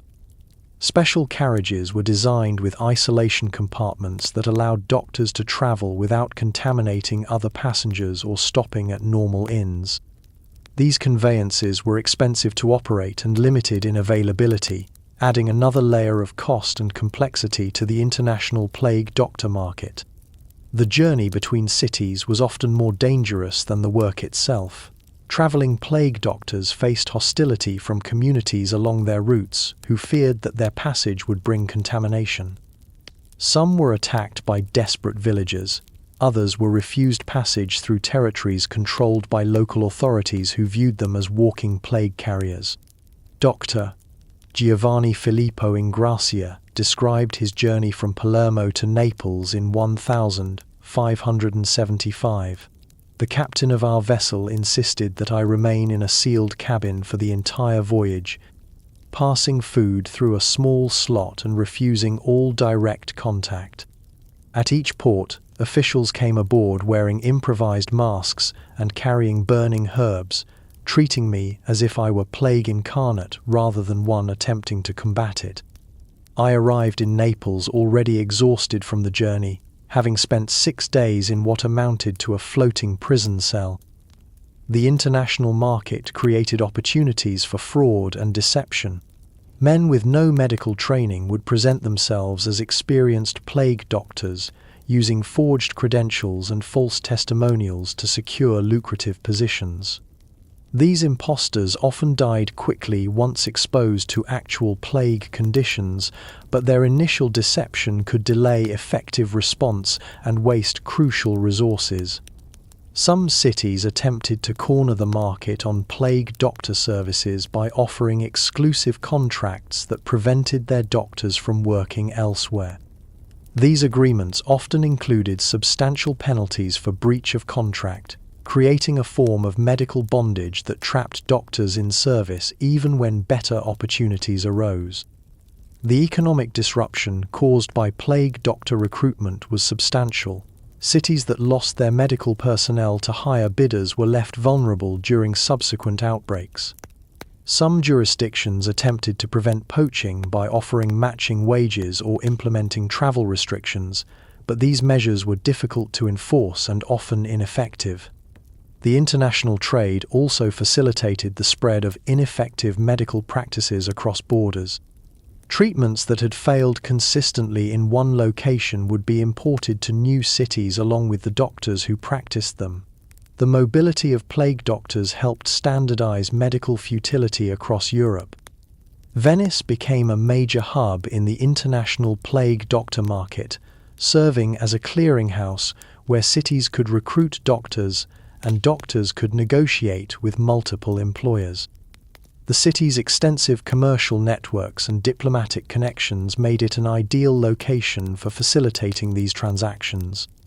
The Venetian authorities recognized the economic opportunity and began regulating the trade, requiring licenses for plague doctor recruitment and charging fees for facilitating negotiations. They established standardized contracts and provided arbitration services for disputes between doctors and their employers. This bureaucratization of plague doctor services created additional layers of corruption and inefficiency. Recruitment agents demanded bribes, licensing officials extracted fees, and arbitrators prolonged disputes to maximize their compensation. The system designed to provide medical services during emergencies became a mechanism for extracting profit from desperation. The international market also led to the development of specialized insurance arrangements. Some wealthy cities would contract with multiple doctors simultaneously, hoping that at least one would survive long enough to provide services during an outbreak. These backup arrangements were expensive but provided some security in an uncertain market. The competition for plague doctors sometimes resulted in bidding wars that inflated wages to absurd levels. The city of Hamburg reportedly offered one doctor the equivalent of 10 years' normal wages for 6 months of service, plus housing, servants, and a substantial death benefit for his family. The doctor died within 3 weeks of beginning work, making his effective hourly wage one of the highest in recorded history. These inflated wages created resentment among other medical practitioners who were excluded from plague work due to quarantine restrictions. Regular physicians, surgeons, and apothecaries watched colleagues earn enormous sums for work that everyone knew was ineffective, while they were forbidden from participating in the lucrative market. The international trade facilitated technological transfer, though the technologies being transferred were universally useless. Plague doctors would carry costume designs, treatment protocols, and equipment specifications from one city to another, spreading standardized approaches to medical failure across the continent. Some cities attempted to develop proprietary plague doctor technologies, hoping to gain competitive advantages in recruiting and retaining medical personnel. Florence developed an improved mask design with better ventilation, while Paris created a more durable leather coating for protective garments. These innovations were jealously guarded and sometimes became bargaining chips in recruitment negotiations. The documentation requirements for international plague doctor contracts were extensive and often contradictory.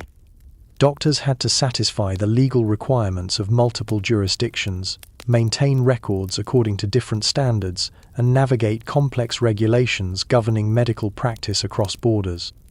The tax implications of international plague doctor work were equally complex. Doctors might be subject to taxation in multiple jurisdictions, while cities had to account for substantial expenditures that might not be recognized as legitimate by higher authorities. Some doctors attempted to minimize their tax obligations by maintaining residences in multiple locations or by structuring their compensation as expenses rather than wages. The diplomatic implications became significant when prominent doctors died while serving foreign cities. The death of a respected physician in foreign service could strain relations between political jurisdictions, particularly if there were suspicions about the circumstances of death or the adequacy of protective measures provided. Dr. Alessandro Tadino's death while serving the city of Lyon created a diplomatic incident between Milan and France, with Milanese authorities demanding compensation for the loss of one of their most experienced physicians. The dispute required intervention by papal mediators and established precedents for international plague doctor liability. The international market also facilitated the development of plague doctor dynasties, as successful practitioners would train family members in the profession and negotiate contracts that included provisions for hereditary succession. These arrangements helped cities maintain continuity of service while providing doctors with incentives for training successors. The Severino family became one of the most prominent plague doctor dynasties, with 3 generations serving cities across Italy and southern France. Their reputation allowed them to command premium wages and favorable contract terms, though the family paid a terrible price for their success, losing multiple members to plague-related deaths. The decline of the international plague doctor market paralleled the decline of major plague outbreaks in Western Europe. As medical understanding improved and public health measures became more effective, the desperate demand for plague doctors diminished. The last documented international recruitment occurred in 1720, when Marseille attempted to hire experienced doctors from Italy during a final major outbreak. The legacy of this international trade was largely negative, representing a massive misallocation of resources during periods of crisis. Cities spent fortunes competing for practitioners whose services provided no real benefit, while neglecting investments in sanitation, quarantine, and other measures that might have been more effective. The records of these international transactions provide insight into the economic desperation that plague outbreaks created, as rational authorities made irrational decisions in their attempts to demonstrate competence and concern. The trade in plague doctor services became a monument to the human tendency to do something, anything, rather than acknowledge helplessness in the face of natural disaster. The plague doctor's tools of documentation. Beyond the medical instruments and protective equipment, plague doctors carried an extensive array of documentation tools that were often more important to their employers than any healing they might accomplish. These record-keeping materials and the documents they produced reveal another layer of the profession's fundamental contradictions. The primary documentation tool was the wax tablet, preferred over paper because it could be cleaned and reused without risk of spreading contamination through written materials. These tablets were typically 6 inches by 8 inches, held in wooden frames with raised edges to protect the wax surface. A stylus attached to the frame by a leather cord was used for writing. But working with wax tablets presented numerous challenges. In winter, the wax became hard and difficult to mark clearly. In summer heat, it softened to the point where writing would blur or disappear entirely. Rain could wash away inscriptions, and the tablets were easily damaged if dropped or mishandled during the stress of emergency calls. The styluses themselves became vectors for contamination. Made of metal or bone, with pointed ends for writing and flat ends for erasing, they were constantly handled and impossible to clean thoroughly. Some plague doctors carried multiple styluses, discarding them after particularly contaminated visits, but this was expensive and impractical for extended service. When paper was used, it presented different but equally serious problems. The paper available in Renaissance Europe was made from cloth rags and was relatively expensive. It was also vulnerable to moisture, tearing, and contamination. Documents written during plague house visits often became illegible due to blood, other bodily fluids, or the sweat of doctors working in heavy leather costumes. Ink was another problematic component of the documentation process. The iron gall ink commonly used would freeze in winter, rendering it unusable during cold weather visits. In summer, it could dry in the bottle during long working days. Some doctors carried multiple ink bottles or used pencils made from graphite or lead, but these alternatives had their own limitations. The content of plague doctor documentation was standardized across most European cities, though the specific forms varied by jurisdiction. A typical house visit report included date and time of visit, address and description of the property, names and ages of all residents, both living and dead, detailed description of symptoms observed, treatments administered and medicines provided, assessment of disease progression, recommendations for quarantine or other measures, inventory of valuable items observed, estimates of time since death for deceased residents, signature and seal of the attending doctor. This level of detail was required for each visit, which might involve examining dozens of people in a single day. The time spent on documentation often exceeded the time available for actual medical care, creating another barrier to effective treatment. The standardization of documentation served bureaucratic rather than medical purposes. City officials needed consistent records to compile statistics, coordinate with other jurisdictions, and justify their actions to higher authorities. The medical value of the detailed records was minimal, since the information collected rarely influenced treatment decisions. Dr. Paolo Bisciola, who served in multiple Italian cities during the late 16th century, wrote extensively about the documentation burden. "I spend more time with my stylus than with my patients. The city demands detailed records of symptoms I cannot treat, treatments that do not work, and observations that serve no medical purpose. I have become a scribe of death rather than a physician of life." The physical challenges of documentation during house visits were severe.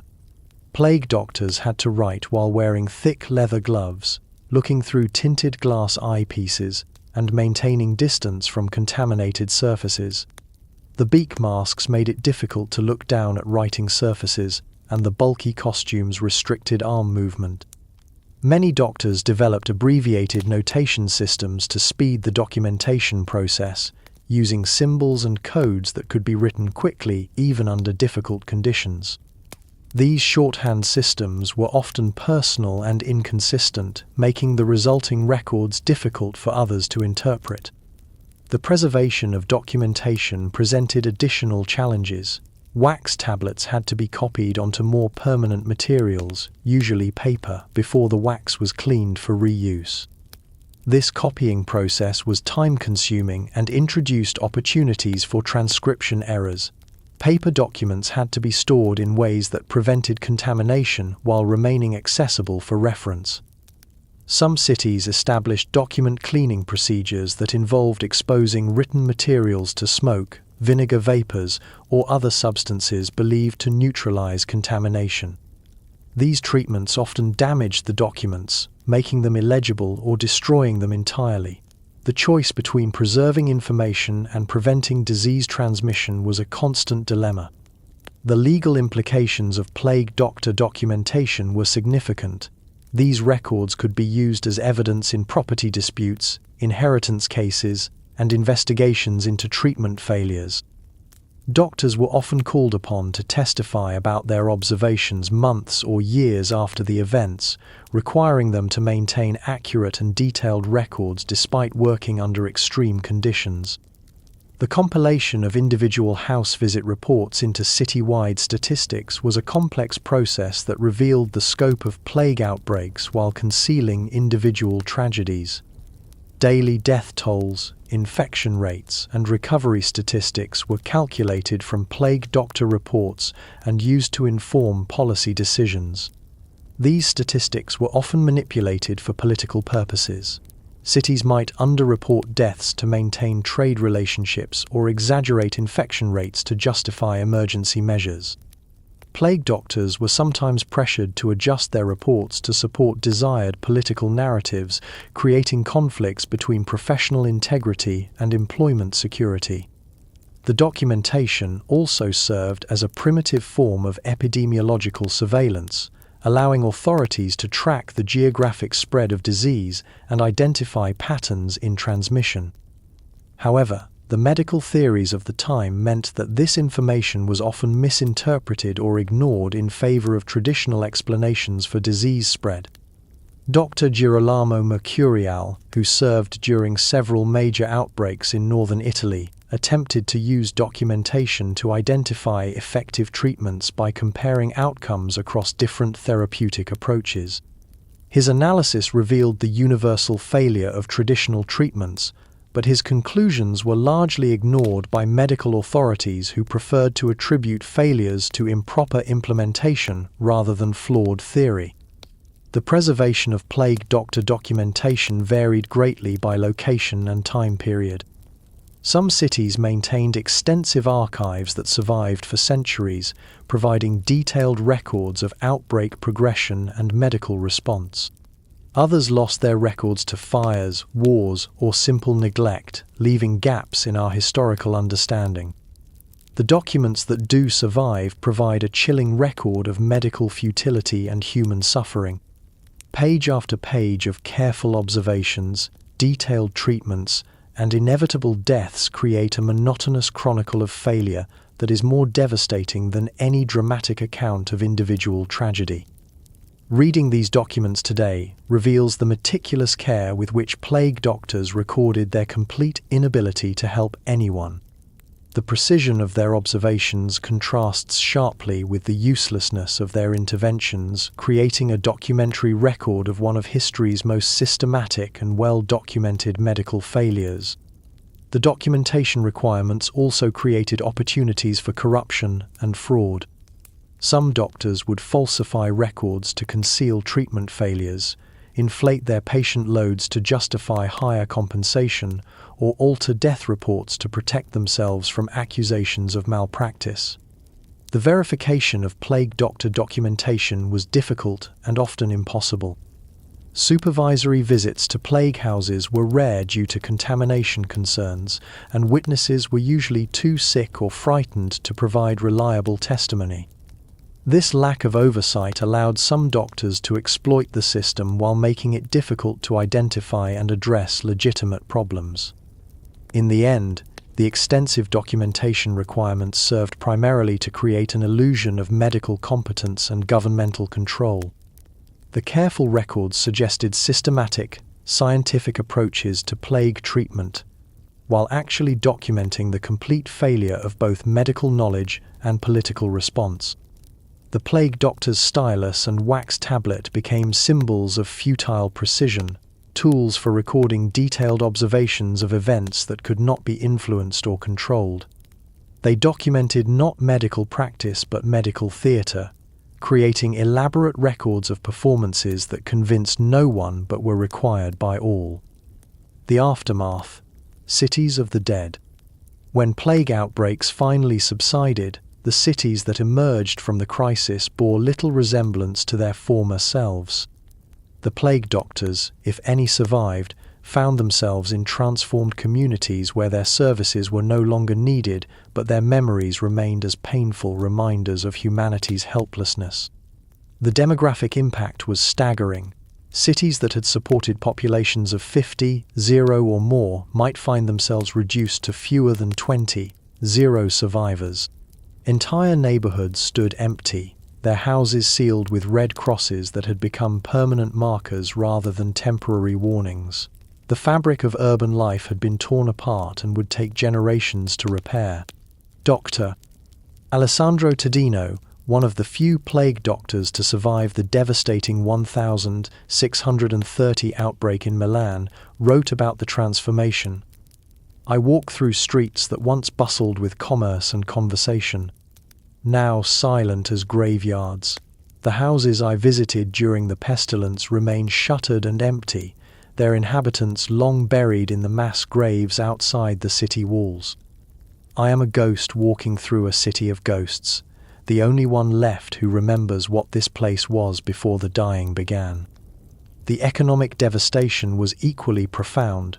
Entire industries had disappeared when their skilled practitioners died. Guilds that had regulated crafts for centuries found themselves without members. Trade networks that had taken generations to establish were broken when the merchants and artisans who maintained them perished. The surviving plague doctors often found themselves unemployed in a peculiar and tragic way. Cities that had desperately competed for their services no longer needed medical authorities when there were so few people left to treat. The elaborate contracts and generous wages that had made plague doctor work financially attractive became meaningless when the institutions that had promised them were bankrupt or dissolved. Many survivors struggled with what we would now recognize as severe post-traumatic stress disorder. Dr.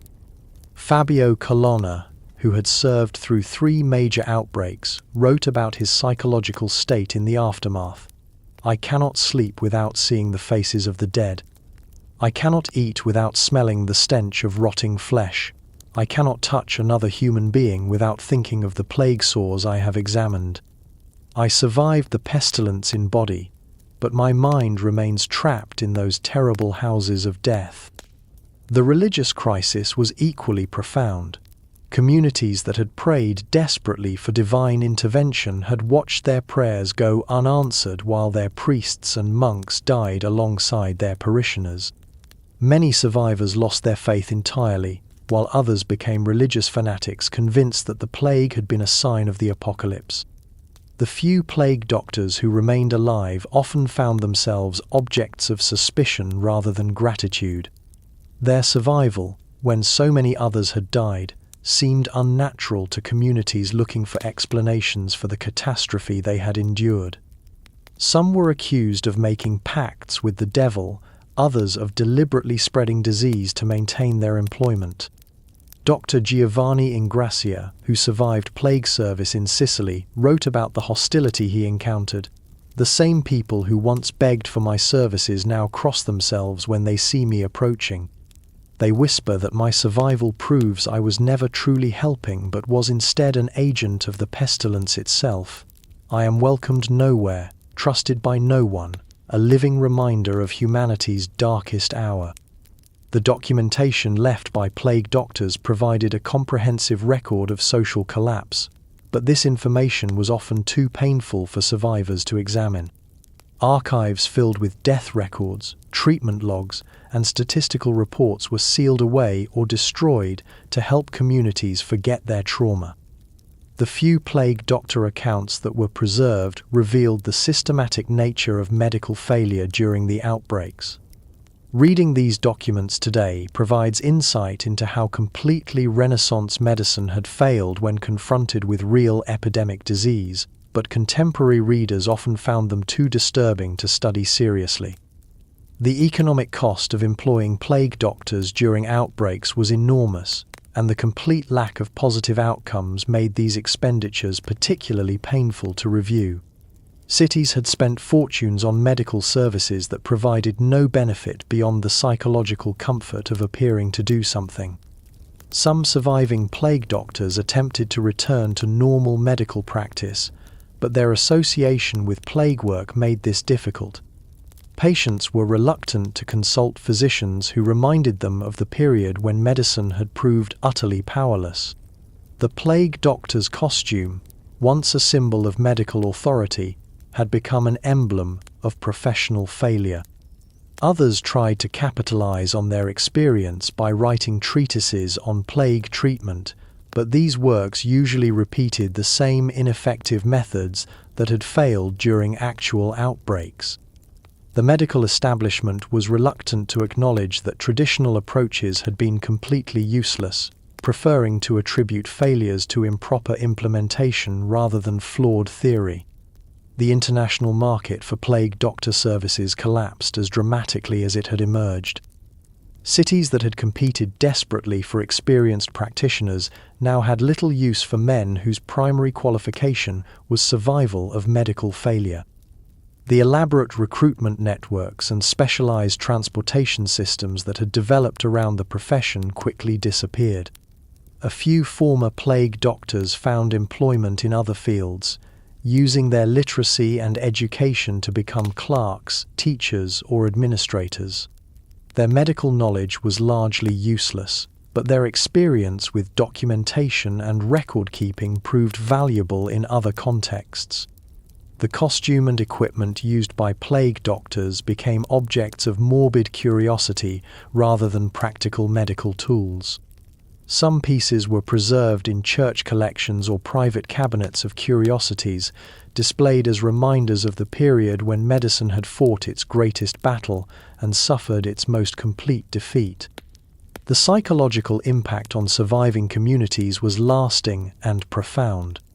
The experience of watching medical authority prove completely powerless in the face of disease created deep skepticism about professional expertise that influenced attitudes toward physicians for generations. Some communities banned the use of traditional plague treatments, recognizing that bloodletting and purging had weakened patients rather than helping them. This empirical rejection of established medical practice represented one of the few positive outcomes of the plague doctor experience. The demographic changes caused by plague outbreaks created opportunities for social mobility among survivors, but also destroyed the complex social networks that had provided support and stability. Many survivors found themselves isolated in communities where traditional relationships and obligations had been shattered by death. The rebuilding process was slow and painful, complicated by the trauma of survivors and the loss of institutional knowledge. Crafts and trades that had been practiced for generations had to be relearned from scratch when all the skilled practitioners died during outbreaks. Some cities never fully recovered from major plague outbreaks, remaining permanently diminished in population and economic importance. Others emerged stronger, having used the crisis as an opportunity to rebuild with improved sanitation and public health measures. The legacy of plague doctor service haunted the survivors for the rest of their lives. They had witnessed the complete failure of human knowledge and authority in the face of natural disaster, an experience that left them fundamentally changed in their understanding of human limitations and the fragility of civilization. Dr. Marco Aurelio Severino, reflecting on his experience decades after surviving plague service, wrote, "We dressed as death and served life, but we learned that death always wins in the end. Our costumes were more honest than our medicine. We were indeed harbingers of the end, witnesses to humanity's helplessness rather than agents of healing. In trying to cure the plague, we discovered that we ourselves were symptoms of a deeper sickness in human knowledge and pride."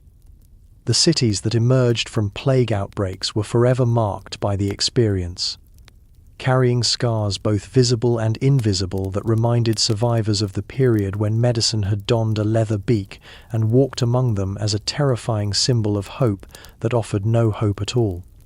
The final diagnosis. As we reach the end of our journey into the horrific world of Renaissance plague doctors, we must confront the ultimate question: what does their story tell us about the human condition, about our relationship with death, disease, and the limits of knowledge? The plague doctor represents one of history's most profound examples of the gap between human aspiration and human capability. These were educated, dedicated individuals who volunteered for almost certain death in an attempt to serve their communities. Their failure was not personal but systematic, the result of working within frameworks of knowledge that bore no relationship to biological reality. Their story serves as a haunting reminder of how confidently we can be wrong. Renaissance plague doctors were absolutely certain of their methods, completely committed to their protective procedures, and entirely convinced that their treatments were based on sound medical science. Every aspect of their approach, from the aromatic herbs in their beaks to the complex astrological calculations that governed their treatments, was supported by the best knowledge available to them. This should give us pause when we consider our own certainties.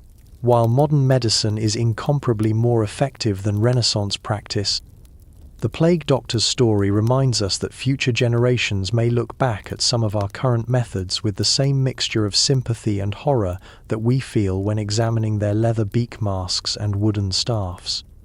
The psychological dimension of their story resonates across centuries. The plague doctor's descent into despair, their loss of faith in their abilities and knowledge, their gradual recognition that they were performing elaborate rituals rather than providing real medical care. These experiences speak to anyone who has faced the limits of human knowledge and capability. Their isolation, too, carries contemporary relevance.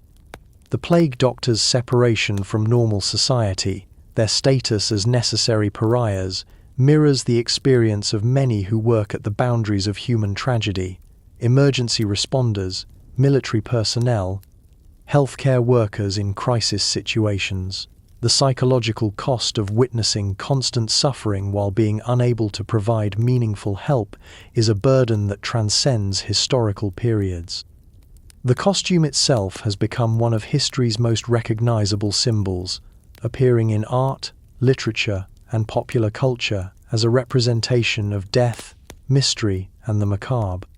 But understanding the reality behind the symbol, the desperate attempt at protection, the false confidence it provided, the way it isolated its wearer from humanity, transforms our perception of this iconic image. Perhaps most importantly, the plague doctor's story illuminates the difference between doing something and doing something effective. Renaissance society felt compelled to respond to plague with the tools and knowledge available, even when those tools were demonstrably useless. The alternative, admitting helplessness in the face of catastrophe, was psychologically and socially unacceptable. This impulse to act, even when action is futile, remains a fundamental aspect of human nature. We see it in contemporary responses to natural disasters, terrorist attacks, and global crises. The pressure to do something, to demonstrate competence and control, often leads to responses that are more theatrical than practical. The plague doctor also represents the courage required to face the unknown and incomprehensible. Whatever their failures, these men walked deliberately into situations of almost certain death, motivated by duty, desperation, or hope. Their willingness to don the leather costume and enter plague houses, knowing that most of their predecessors had died in the attempt, speaks to a form of heroism that transcends the uselessness of their methods. Their experience also demonstrates how societies create meaning from meaningless suffering. The plague doctor became a symbol of medical authority and social order during periods when both medicine and society were collapsing. Their presence provided psychological comfort even when they provided no physical healing, serving as a reminder that someone was trying to maintain civilization in the face of chaos. The transformation of the plague doctor from historical reality to cultural symbol reflects our need to find meaning in past suffering. The image of the beak-masked figure has been romanticized, turned into a mysterious and even glamorous figure in popular culture. This transformation allows us to appreciate the visual impact of the costume while distancing ourselves from the horror of the reality it represented. In medical history, the plague doctor serves as a watershed figure, representing the end of medieval approaches to epidemic disease and the beginning of more systematic public health responses. Their failure was so complete and obvious that it helped discredit the entire framework of humoral medicine and protective superstition that had dominated European medical practice for over a millennium. Today, as we face new global health challenges, the plague doctor's story offers both warning and inspiration. The warning is against overconfidence in our current knowledge and methods. The inspiration is found in the determination to serve others, even in the face of overwhelming odds and uncertain outcomes. The plague doctor reminds us that medicine is not just about knowledge and technique, but about the courage to act in the face of uncertainty, the wisdom to recognize the limits of our understanding, and the humanity to provide comfort even when we cannot provide cure. Their leather beaks are silent now.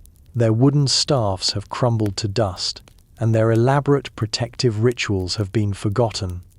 But their story endures as a testament to both the nobility and futility of human attempts to impose order on chaos, to heal what cannot be healed, and to maintain hope in situations where hope itself becomes a form of madness. The plague doctor died as he lived, alone, misunderstood, and unsuccessful. But in that failure, he achieved a different kind of immortality, becoming a symbol of humanity's eternal struggle against death, disease, and the limits of knowledge itself. In the end, perhaps that is legacy enough for men who dressed as death in service to life, who failed completely while succeeding symbolically, who died forgotten but are remembered still. The plague doctor's tale is finished, but its echoes continue to reverberate through the corridors of medical history, reminding us that sometimes the most important stories are not about triumph, but about the courage to continue in the face of certain defeat. And in that courage, however misguided, there remains something profound about the human spirit's refusal to surrender, even when surrender would be the wiser choice. The plague doctor stands as a monument to that refusal, a leather-clad testament to the idea that it is better to fail while trying than to succeed while doing nothing at all. So tonight, as you settle into your comfortable beds in your climate-controlled homes, protected by centuries of medical advancement and public health knowledge, Remember the men who walked through medieval streets in bird-like masks, carrying wooden staffs and false hope. Remember that they tried, even when trying was pointless. Remember that they served, even when service was futile. Remember that they wore the costume of death but served in the name of life. And perhaps, in remembering them, we can better understand the precious fragility of the knowledge we take for granted, the courage required to act in the face of uncertainty, and the thin line that separates our modern medical miracles from the elaborate, well-intentioned failures of those who came before us. The plague doctor's story is over, but the questions it raises about knowledge, courage, and the limits of human capability remain as relevant today as they were in the shadow-filled streets of Renaissance Europe, where death wore leather and hope came dressed as a nightmare.